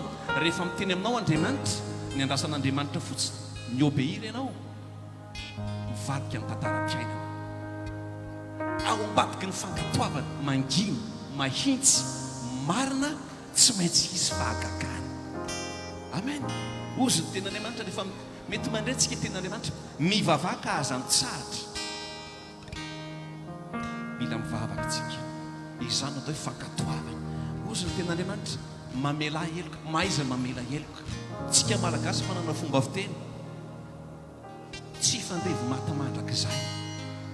Aza manantena fahagagana tompoko, aza manantena varavarana isokatra raha izany mbola toe-po entina anarahana an'Andriamanitra. Fa na hivavaka andro aman'alina ary zasy ianao ka tsy mankatoy tenin'Andriamanitra, mety misy mieritreritra hoe zary tompo tena ohatr'izao, hitanao Andriamanitra tena zao Andriamanitra, mba efa manao an'izao aho. Raha lasana bavy, mila ankatoavana ny tenin'Andriamanitra. miandrasa ozy ny tenan'andriamanitra manomeza mila mahafo isika tompoko ao anatin'izany ozy tena mandeana mitoriny filazantsara amin'ny olombelona rehetra tsika indraindray ohatra ny varimbarina amina zavatra hafa mety manana fotoantsika indraindray hahafahantsika mandeha mitory manana moyentsika indray amin'ny alalan'ny réseaux sociaux zavatra hafa nandray voazarantsika fa ozy andriamanitra mitoriny filazantsara amin'ny olombelona rehetra manomboka eto somary mafimafy ary tena mafy ozy ny ten'andriamanitra tiavany fahavalonao tiavany fahavalonao ozinay andriamanitra tiavany namanao tahaka ny tenanao nandray tsika ao anaty namantsika io nandray varina mijery zavatra lalina be dia tsy hita levitiavana fa lasa misy zavatra maniry eo amboniny tiavany namanao ozy ny ten'andriamanitra aza mamono olona tsika mieritrehitra hoe famonoana olona tompoko dia tsindro nantsy na nytifitra basy na ny famonoana ho faty any fa io teny aloka ny vavantsika io indraindray mamono olona tompoko ny tenitsika indraindray ny fihetsikitsika tompoko indraindray mamono olona androany andriamanitra hitralalilalintsika aza mijangajanga aza mangalatra ny tenin'andriamanitra tompoko raha te hiandry fahagagana ianao obéir sans comprendre fankatoavana misy varavarana tsy sokatra zany mihitsy fa tsika inareo rehefa mba may taloha tena hifonako aminareo taloha rehefa tany Madagasikara rehefa mandre toroteny dia nareo ohatra ny latsapaka zany nana hoe tena ohatra ny za mihitsy koa nasia pastera amin'izany toroteny zany ohatra nona mihitsy le toroteny tsy ampanontany tsy ampanangatanana fa nandritra ny fotoana ny vavanao mino fa efa nisy toroteny na dia anankiray ara nakasika an'le fiainana tena tsy mety ataoko sy ataonao mino fa efa nisy mino fa mety efa nisy mihitsy hoe tena na ohatra tsy mety tamiko kosa aloha le toroteny mitrangy zany satria manino satria mahakasika ny fiainantsika eny amin'ny takotakona tsy misy mahita le afatra dia izay ny andraisantsika azy fandroany ozy izy Jesosy feno rano ny siny rehefa miteny ny tenin'andriamanitra ankatoavy Efesianina toko fahenina andininy faharoa Efesianina toko fahenina andininy faharoa manaja ny ray sy ny reninao fa izany no didy voalohany misy teny fikasana tsy ny teny ny tenin'andriamanitra hoe manaja ny raina sy ny reninao amin'ny fahazazanao amin'ny fahataniny ranao fa ozy ny tenin'andriamanitra manaja ny ray sy ny reninao fa izany no didy voalohany misy teny fikasana zavatra mitranga fahamarinana efa mitranga tampoko tsy mamenatra mizaran'izany tompoko tsika indraindray rehefa mieritrehitra hoe manana situation stable amin'ny fiainana hoe manana tokantrano manana fidiram-bola milamina ohatra mba mety ny fiainana dia rehefa mba miteny ny ray aman-dreny indray dia tena efa tamin'ny andro taloha zany efa tsy saotsolo zany efa sao dia verina rehefa tsy anina ry zay fa izay nge efa mba mitondra tokantrano e fa ozy ny tenin'andriamanitra honore ton père et ta mère ajao tsy hoe stable ny fiainana mety misy amintsika mety efa dada be mety efa misy neny be fa na firy taona ianao na firy taona ianao manaja honore ton père et ta mère ajao ny ray sy ny reny fa tsy hoe efa milamindamina ny fiainako dia rehefa miteny ny ray aman-drenina misy zavatra mbanitsiny ny ray aman-dreny dia hoe zay nge efa manana tokantrano e izay efa ray mpianakaviana reny mpianakaviana mba mety ny fiaina dia ory dada sy neny a tamin'ny andro anareo nge tsy nisy an'izany e fa izao eno ny ray aman-dreny dia ankatoavy akombony ny vava mangina ajao foany dada sy neny na firy taona zasy ianao na firy taona zasy ianao ao ambadiky ny fankatoavana misy fahagagana misokatra ao ambadiky ny fankatoavana misy fahagagana tsy maintsy hisokatra fankatoavana tsy fankatoavana fotsiny fa ny fankatoavana mangina important zay teboko zay fankatoavana mangina Exodosy toko faharoapolo andininy fa roaminy folo averiko tsindrina kely reto teboko reto ozy ny tenin'andriamanitra manaja ny rainao sy ny renao mba ho maroandro ianao ao amin'ny tany izay omeny Jehovah Andriamanitra ao ho anao. Na manao ino ny dada, na manao ino ny neny, obéir sans comprendre. Ajao dada sy neny. Na firy taona za, na firy taona ianao, mila mipetraka foana ny fanajana. Satria tsy dada sy neny no miteny an'izany, fa Andriamanitra no miteny an'izany. Mba fan'Andriamanitra manokatra ny fiainako sy ny fiainanao. Deutéronome 5:5. Mbola miverina ihany ny tenin'Andriamanitra. Manajana ny rainao sy ny renao arak'izay nandidiny Jehovah Andriamanitra ao anao, mba ho maroandro ianao ary mba hahita soa any amin'ny tany izay omeny Jehovah Andriamanitra ao anao. Mety misy soa tsy mety misokatra amin'ny fiainako sy amin'ny fiainanao satria maninona? Satria tsika mety hoe efa tsy manaraka ny lamody iainantsika amin'izao fotoana izao tsao ny fitondratena ny dada sy neny na ny zavatra teneniny, dia mailaka tsika mamaly mahita tenenina foantsika. Fa na ho aiza na ho aiza ianao, na iodina ho aiza na iodina ho aiza ianao, tsy ahita soatsika rehetrarehetra. Fankatoavana mangina. Indraindray mety hoe tsy mety amintsika ny zavatra tenenin'ny ray aman-drenitsika. Ohatran'ny hoe tsy mahazo antsika satria ohatran'ny hoe efa tsy ao anatin'ny monde iainako sy monde iainanao izy, fa mety efa zavatra efa dépassé des années. Fa zao fankatoavana mangina. Fankatoavana mangina. Ohabolana 20 andiny 20. Manekeny ny renao izay niteraka anao ary aza manamavo ny renao saingy fantitra izy. Na firy taona ianao, na firy taona ny ray aman-dreninao tompoko, manekeny ny renao izay niteraka anao ary aza manamavo ny renao.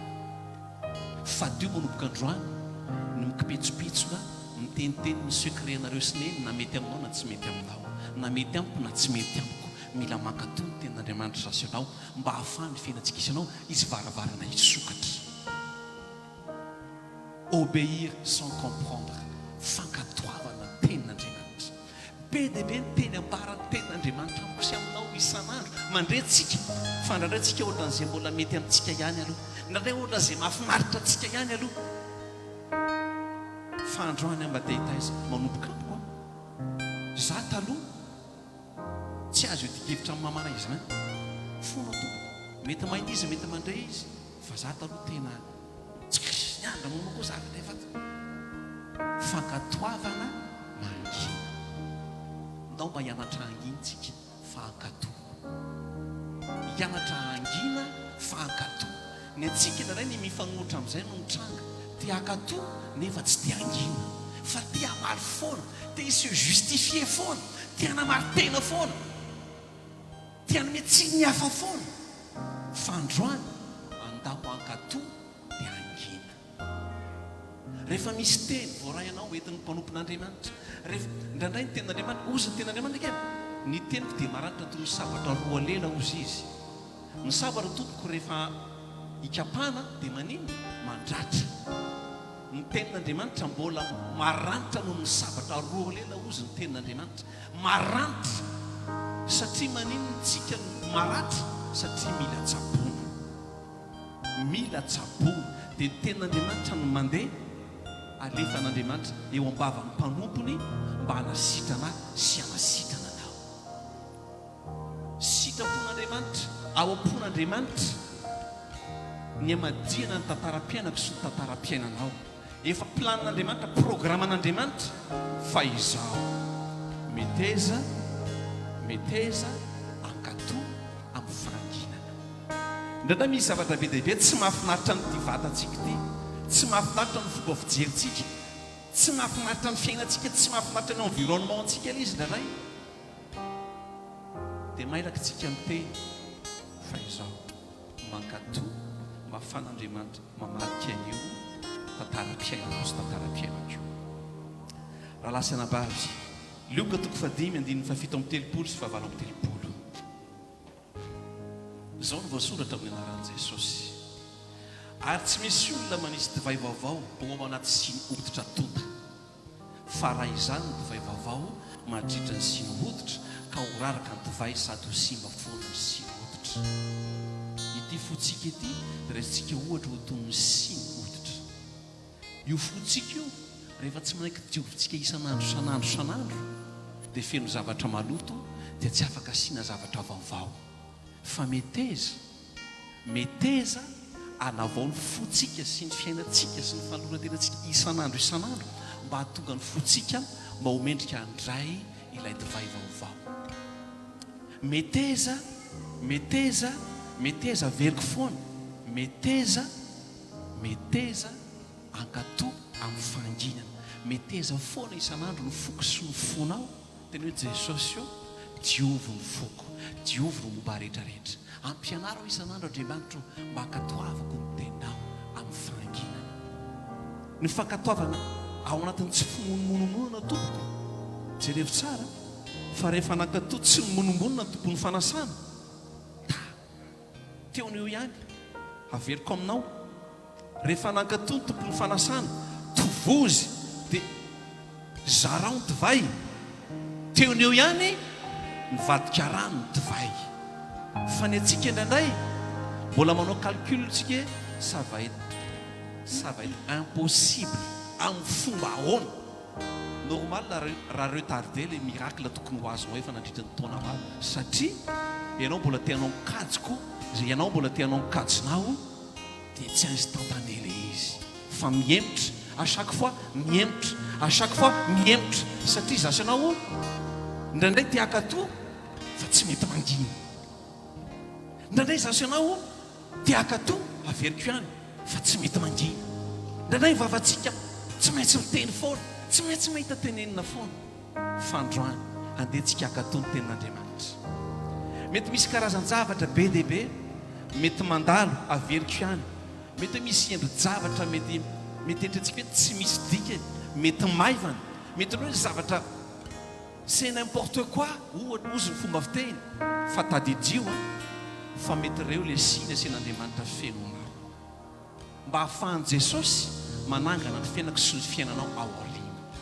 Averiko ihany, averiko farany izy ity, mahaiza mangina, manoloana ny zavatra rehetrarehetra.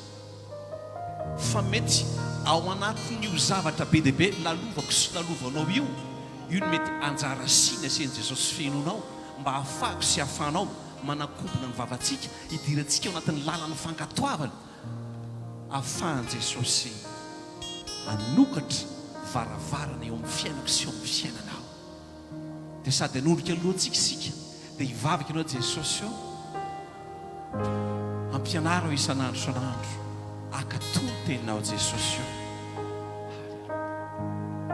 Ny fankatoavako sy ny fankatoavanao tenin'Andriamanitra hamafisiko ary averiko foana, io tompoko no iantoko amin'ny fahafenon'ny ho avinao, io no iantoko ny fahafenon'ny ho avy ny taranako sy ny taranakao. Ny fankatoavako sy ny fankatoavanao androany mety misy karazana siny asian'i Jesosy fenoko, mety misy karazana siny eo amin'ny fiainako sy eo amin'ny fiainanao. Fa androany mety io karazana olana, karazana ady mampimenomenona, mampikizitana, mampimonomonona antsika isan'andro io, mety io ilay anjara siny asian'i Jesosy fenonao. Fa androany andehantsika hianatra ankatoa dia laza hoe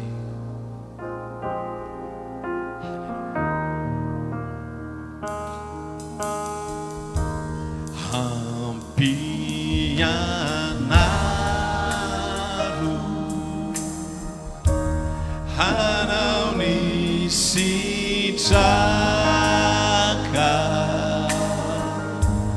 fa ianao no andramanitro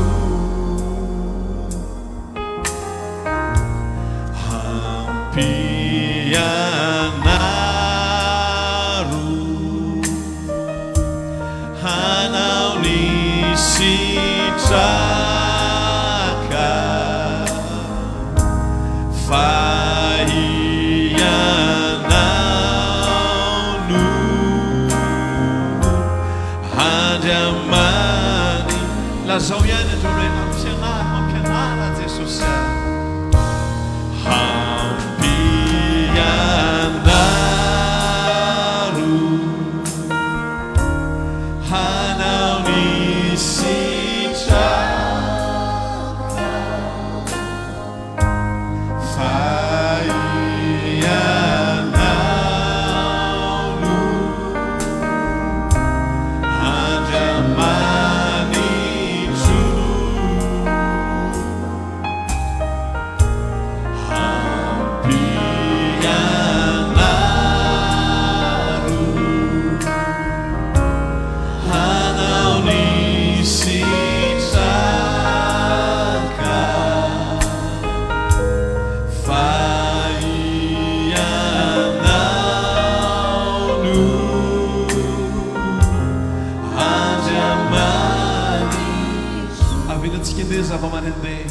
andaontsika samy hivavaka andriamanitro ampianary manokana mba hiditra ao natazanilala ny fankatoavana zany andriamanitro misy karazana siny be dehibe andriamanitra asianao fianofo amin'ny fiainana fa andraonao jesosy dia mampianatra mba ankatoa amin'ny fahanginana andriamanitro hanao ny sitrakao andriamanitro dia androany ampianaro aho ampianaro zay menakavy kely ampianaro zao fiangonana zao jesosy mba dia anao fiangonana pakatoa satria anao andriamanitra no efa nyteny fa aoka ho pakatoa ny tena ianareo fa tsy hompiany fotsiny any ka mamitaka ny tenanareo dia androany samy hivavaka tsika tetiny jesosy ampianaro aho mba aizako mankatoa ny tenanao aizako manaja ny tenanao andriamanitro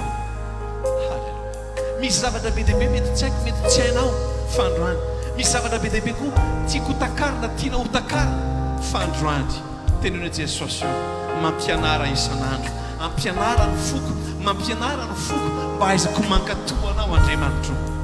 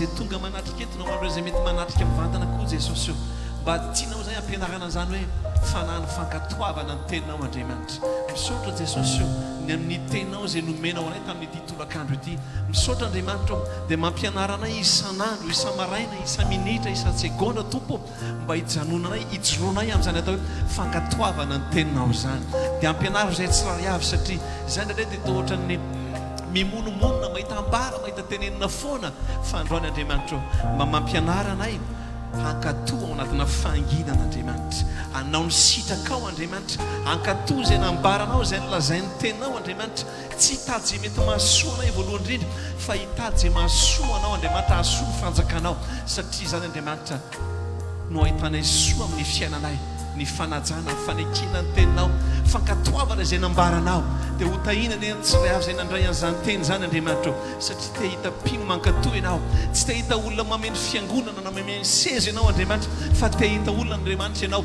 te hita mpino te hita kristiana te hita ray mpianakaviana te hita ray mpianakaviana te hita tanora te hita zaza te hita ankizy andriamanitra ankatoa anao ankatoa izay ambarateninao mankasitraka jesosy dia misaotrany amin'ny teninao andriamanitra fa fiainanao anay ny teninao amin'ny anaran'i jesosy mankasitraka raha eo mankasitraka jesosy eo ampianaro io raha antsika farany misy mandihy manao ampianaro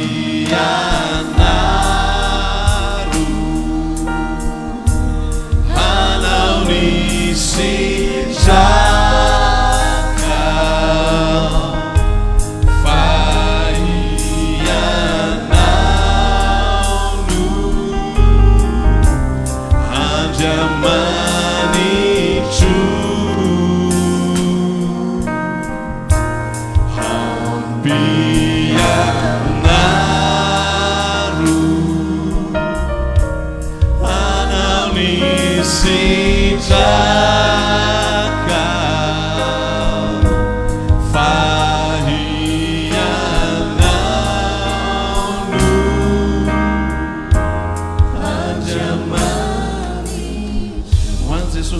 any ny voninahitra aoka opaka tontely anareo fa tsopiany fotsiny any ka mamitaka ny tenantsika mangataka ny pasteur amin'izao fotoana izao hitravetrantsika eo anatin'ny fandarana manaraka dia ny fotoana afahantsika mitondra sy afahantsika manatanteraka ny fanatim-pisaorana rehefa farany volana takan'izao dia andehantsika ankasitraka an'Andriamanitra ny amin'ireo rehetra izay nataon'Andriamanitra ny amin'ireo rehetra izay tsy voavidina vola aman-karena nataon'Andriamanitra tampidiny teo amin'ny fiainako sy teo amin'ny fiainanao nandritra nyity volany ity hivavaka tsika dia ianao anomana manokana anomana mangingina ny anatinao any izay efa mba nomanao ao anatin'izao alady ny fankasitrahana alady ny fanatim-pisaorana izao dia samy hivavaka tsika dia hivavaka pasteur hivavaka ho an'ny varoby dia hivavaka ho an'ny fanomanantsika ny fanatitra toko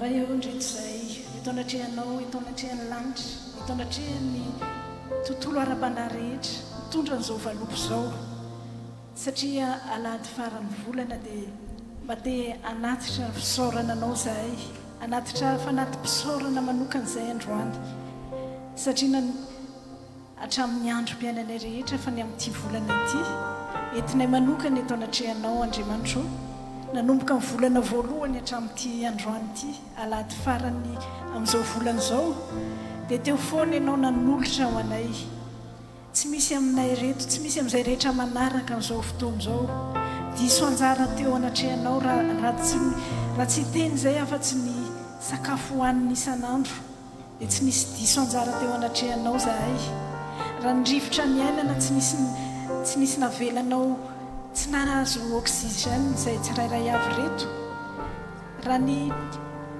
zavatra rehetra ny ilainay na ny ara-panana ny ara-piainana dia tsy nisy diso anjara teo anatrehanao izay Andriamanitra androany dia sombiny amin'izay nomenao anay noentinay homarika ny fankasitrahanay ianao Andriamanitra ianao ilay loharano ny zavatra rehetra eo amin'ny fiainanay na ara-panana ara-piainana dia mitondra n'izao valopo izao eto anatrehanao izay mba ho amasinao Andriamanitra mba asianao diloilo avy any an-danitra hirotsaka hiraraka amin'izao valopo izao ka ho marika Andriamanitra ny fonay ny fiainanay atolotra ianao ary sombiny amin'izay nomenao anay koa dia ianao anay hitazy rehetra manome Andriamanitra ho tahaka ny vo afafo izany ka ianao no ampitsimoka izany ianao no atondra vokatra ara-panahy sy ara-piainana ho an'ny tsirairay avy vavaka manokana koa izay no an'izay tsy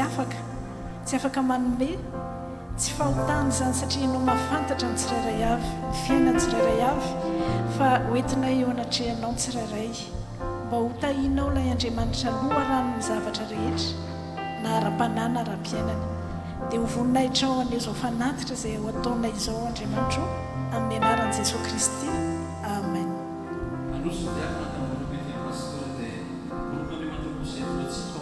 fanatitra izany amin'izao fotoana izao toko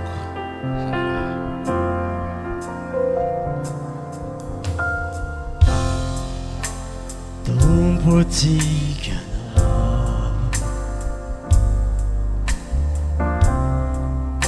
ianao no fiainako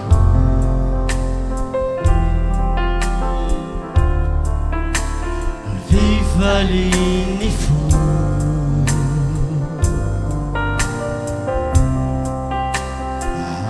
asamarako nao maveritsika fotsika rehetra andro Tompotikana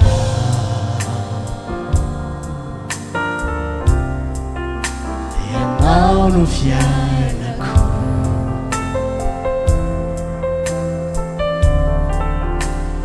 vivaliny fo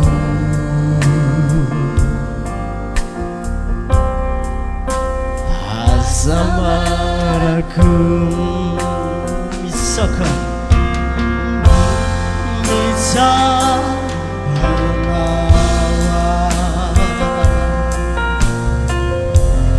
Mama ni quindijana Mariana faccia fu Cisare ciare ciazza La somma fiamma mi zauca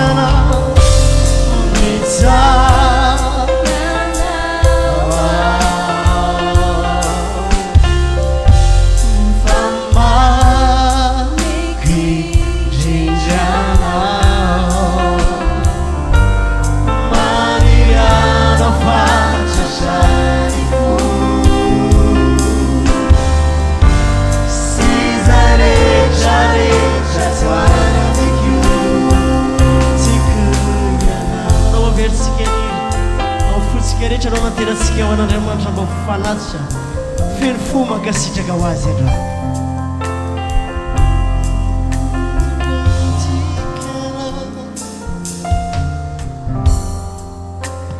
tompotika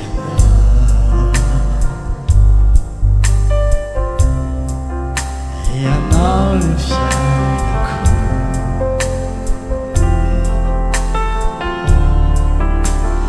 fifaliny manasatsika resany mba maiara tanga am'izao fotoan'izao mba iaraka iankohaka tanteraka anatrehan'Andriamanitra tamin'ny alàna ny fanisoavana antsika mba mafentsika trano voalohany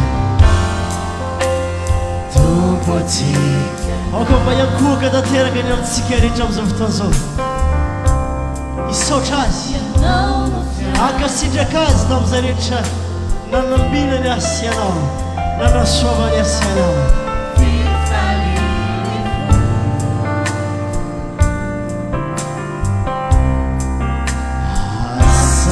asanatsotananao ianao mitsaokanao mitsaokanao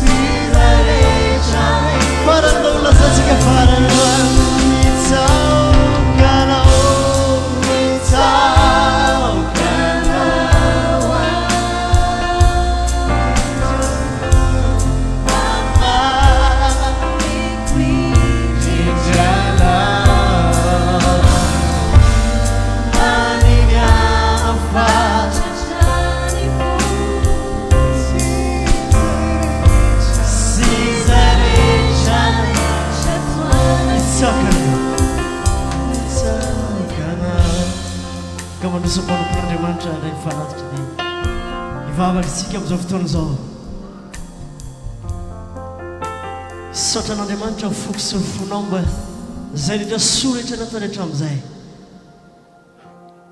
raha eo amin'ny anaran'i Jesosy mankasitraka anao zay tonga ny fotoana zay ankasitrahanay ianao fotoan'andro ty androany Andriamanitra isaotra Andriamanitra noho ny fahatsiarovanao anay nandritra zay taona maro tsy hita isaina zay saotra Andriamanitra noho ny fitiavanao anay manokana zany ny toe-po entinay eto amin'ity toerana ty androany mba ho fanatitra feno fankasitrana tsy fanatitra nisy fanerena na fanatitra zavatra hafa fanao terinay eto androany fa fanatitra vokatry ny fo Andriamanitra vokatry ny soa rehetra zay nataonao taminay tsirairay avy reto eny fa na dia ny famelomanao anay isan'andro fotsiny any azy tsy voavitanay vola mankarena mandrak'izay zany tehirizan'ny fony tsirairay amin'izao fotoan'izao mba hanatitra ho anao isan'andro isan'andro amin'ny fofeno fankasitrana na eto amin'ity toerana ity na any amin'ny fiainana andavanandro raha eo Jesosy Kristy fanay masina eto ianao manatrika anay tsirairay avy raha isy mifanatitra ny tsirairay zay netiny teto androany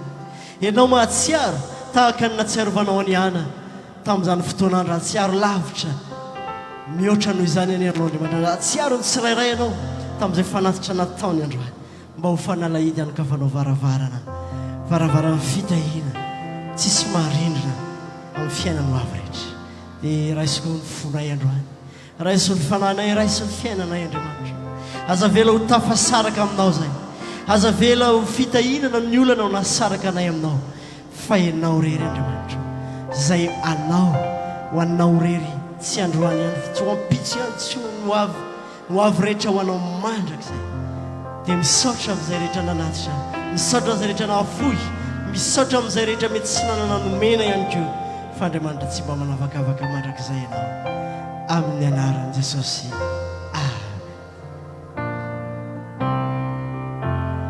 misaotra anao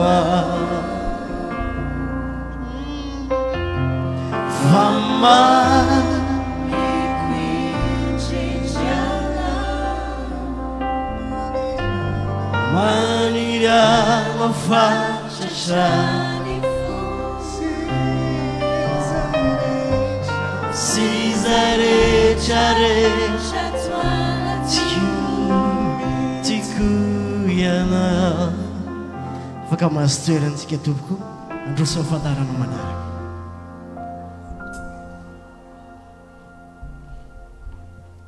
Ampifaliana indray ry havana no iarabanantsika tsirairay avy. Toy izao indray ara ny filazantsika amin'ity alahady 27 juillet 2025 ity. Eto am-piangonantsika dia misy vavaka sy fifadikana izay rahantsika amin'ny ny fiangonana fiobeany Madagasikara isaky ny alarobia tontolo andro izay antenanantsika tsirairay avy tompoko. Ny vaky-tenintsika amin'ity herinandro ity dia ny boky Néhémie. Toy izao azy ny amakitsika azy manomboka androany alahady dia mamaky toky iray. Ny alatsinainy hatramin'ny sabotsy kosa dia mamaky toky roa isika. Dia mba samy azo ery ao anatin'izany famakiana tenin'Andriamanitra zany isika tompoko. Ampatsiahivina antsika tsirairay avy ihany koa fa manana isika prière d'intercession na vavaka fanelanelanana isan'andro manomboka amin'ny 6 ora sasany alina hatramin'ny 10 ola alina. Manentana antsika tsirairay avy mba handray anjara ao anatin'izany prière d'intercession izany. Ampatsiahivina iantsika koa fa raha manana antom-bavaka manokana ianao dia aza misalasala manantona ny tompon'andraikitra pasteur Tately na président Andry Mivady. Tsy adintsika ihany koa isan'andro hivavaka ho an'i Madagasikara mba maka an'ilay saritany kely dia mba ametrahantsika tanana dia mba samy hivavaka ho an'ny tanindrazantsika isika tompoko. Ho an'izay maniry ny eona amin'ny pasteur dia afaka mandray anao izy ao aorianan'izao fotoana izao ary efa misy toerana voahomana an'izany ato Ambadikato. Dia raha mbola tsy tonga eny amin'ny rahoan'ny lanitra Jesosy raha sitrapony dia eto indray ny fitombavakantsika amin'ny alahady amin'ny 4 ora ny toerana tsy miova 86 rue Colonel Fabian 94 230 Cachan. Izay ny filazantsika anio dia mirary tontolo andro finaritra ho antsika dia ho samy tahian'Andriamanitra tompoko. Tsangantsika tompoko andray tsotrano alohan'ny amaranantsika tanteraka amin'ny fotoana nyty androandy. Ivavaka antsika tompoko. Raha eo mankasitraka anao zahay fa iniky ny fahasoavanao nanatrika izao fotoam-bavaka izao ary nandray avy aminao zahay.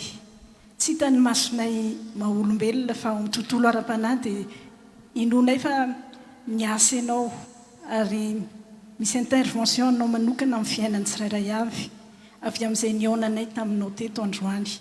Saraketo izay hanatrika herinandro vaovao dia eo am-pelantananao nametrahako tsirairay avy Andriamanitra manomboka amin'ny zoky indrindra hatramin'izany indrindra ary mametraka manokana izay rehetrarehetra marary izay na ny tafaraketo na ny any tokantrano any mba hisy famanginao manokana ampidinanao ny Andriamanitra ny fanasitranana ataterahanao fanamasonao fanasitranana izay efa vitan'i Jesosy ho an'ny tsirairay avy ninona retina mahazo ny tsirairay. Anatrika herinandro vaovao izay dia tonomboko amin'ny anaranao Jesosy Kristy ihany koa nitsodrano avy aminao araka ny teninao amin'ny Deutéronomie 7:20 manao hoe raha mihaino tsara ny feon'i Jehovah Andriamanitra ao ianao ka mitandrina anaraka ny didiny rehetra izay andidiko anao anio dia asandratra Jehovah Andriamanitra ao ambonin'ny firenena rehetra amin'ny tany ianao. Tonomboko amin'ny anaran'i Jesosy satria ianao androany nandray ny tenin'Andriamanitra ary vonina ankatoa izay teny nomeny ianao nomeny teto sy izay ho raisinao anatin'ny herinandro dia tonomboko amin'ny anaran'i Jesosy Kristy anandratra anao ane Andriamanitra. Anandratra ny fiainam-panahinao ambony ny tany rehetra ne izy. Anandratra ny fiainanao amin'ny lafim-piainana rehetra amin'ny hoavy rehetra mitaranakao faramandimby ane Andriamanitra ka ho hitany izao rehetra izao ary ho hitany masonao ihany koa fa manompo Andriamanitra velona ianao ary ny Andriamanitra ao dia Andriamanitra mpanandratra ho voninahitry ny anarany ary ho fitahiana ho anao amin'ny fandalovanao etỳ tany amin'ny anaran'i Jesosy Kristy. Rainay izay ny an-danitra ho amasinina ny anaranao ho tonga ny fanjakanao atao any sitraponao etỳ tany tahaka ny an-danitra. Meo anay ny izay anasaza ho anay mamela ny elokay tahaka namelanay izay meloka taminay ary aza mitondra anay amin'ny fakam-panahy fa manafahanay amin'ny ratsy fa ho anao ny fanjakana sy ny hery ary ny voninahitra mandrakizay. Amen.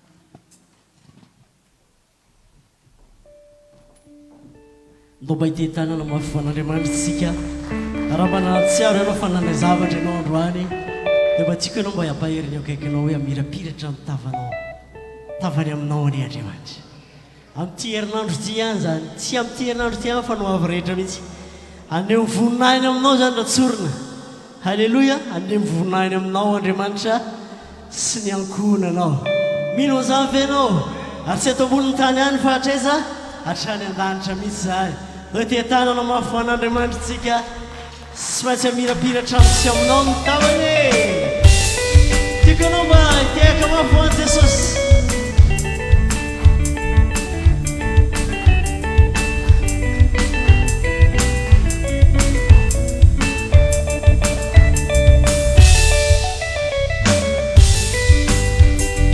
ofatsika ahita zany voninahitran'andriamanitra zany anao amity herinandro ty ano iaho sy elakory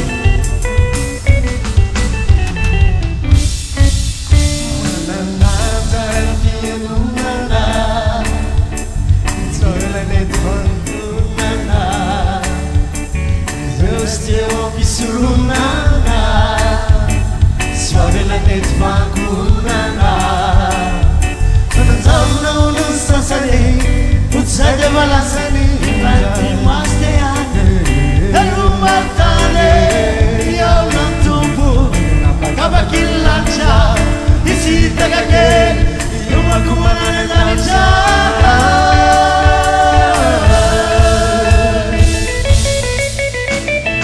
Mira mira chantavane Mira chantavane Nazomi saterano Mira mira chantavane Uwatigana kavene tubu Kama mira mira chantavane Adefangavane Adefangavane Wavizia kanyavane Wavizia kanyavane Uwatigana kavene tubu Kama mira mira chantavane Adele tetana wate sose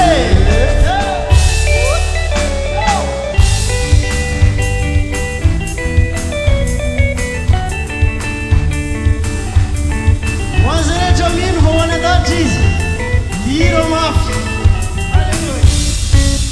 Siana vana piununanda Avan surayumunanda Wazemende chafana gunanda Suavelane twakunanda Mananzana udun sasani Hinane maseane Elumatane Yaunam tubu Napakabakilancha Visita kake Yuma kumanane dancha Serano kekelawan Mira mira chantavane Mira chantavane Mira chantavane Mira chantavane Umpatika mena kavane tubu Ama mira chantavane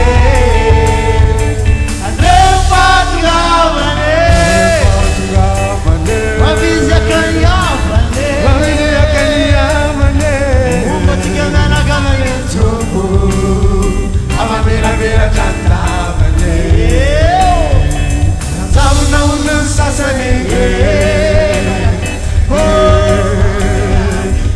Hello watane Yauna tubu Pakabakilancha Isita kake Kuma kumanana zarija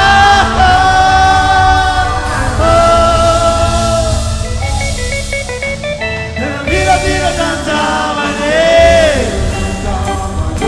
Mira chantavane Umpatika mena kavane tubu Ama mira chantavane Adefangavane Wavizia kanyavane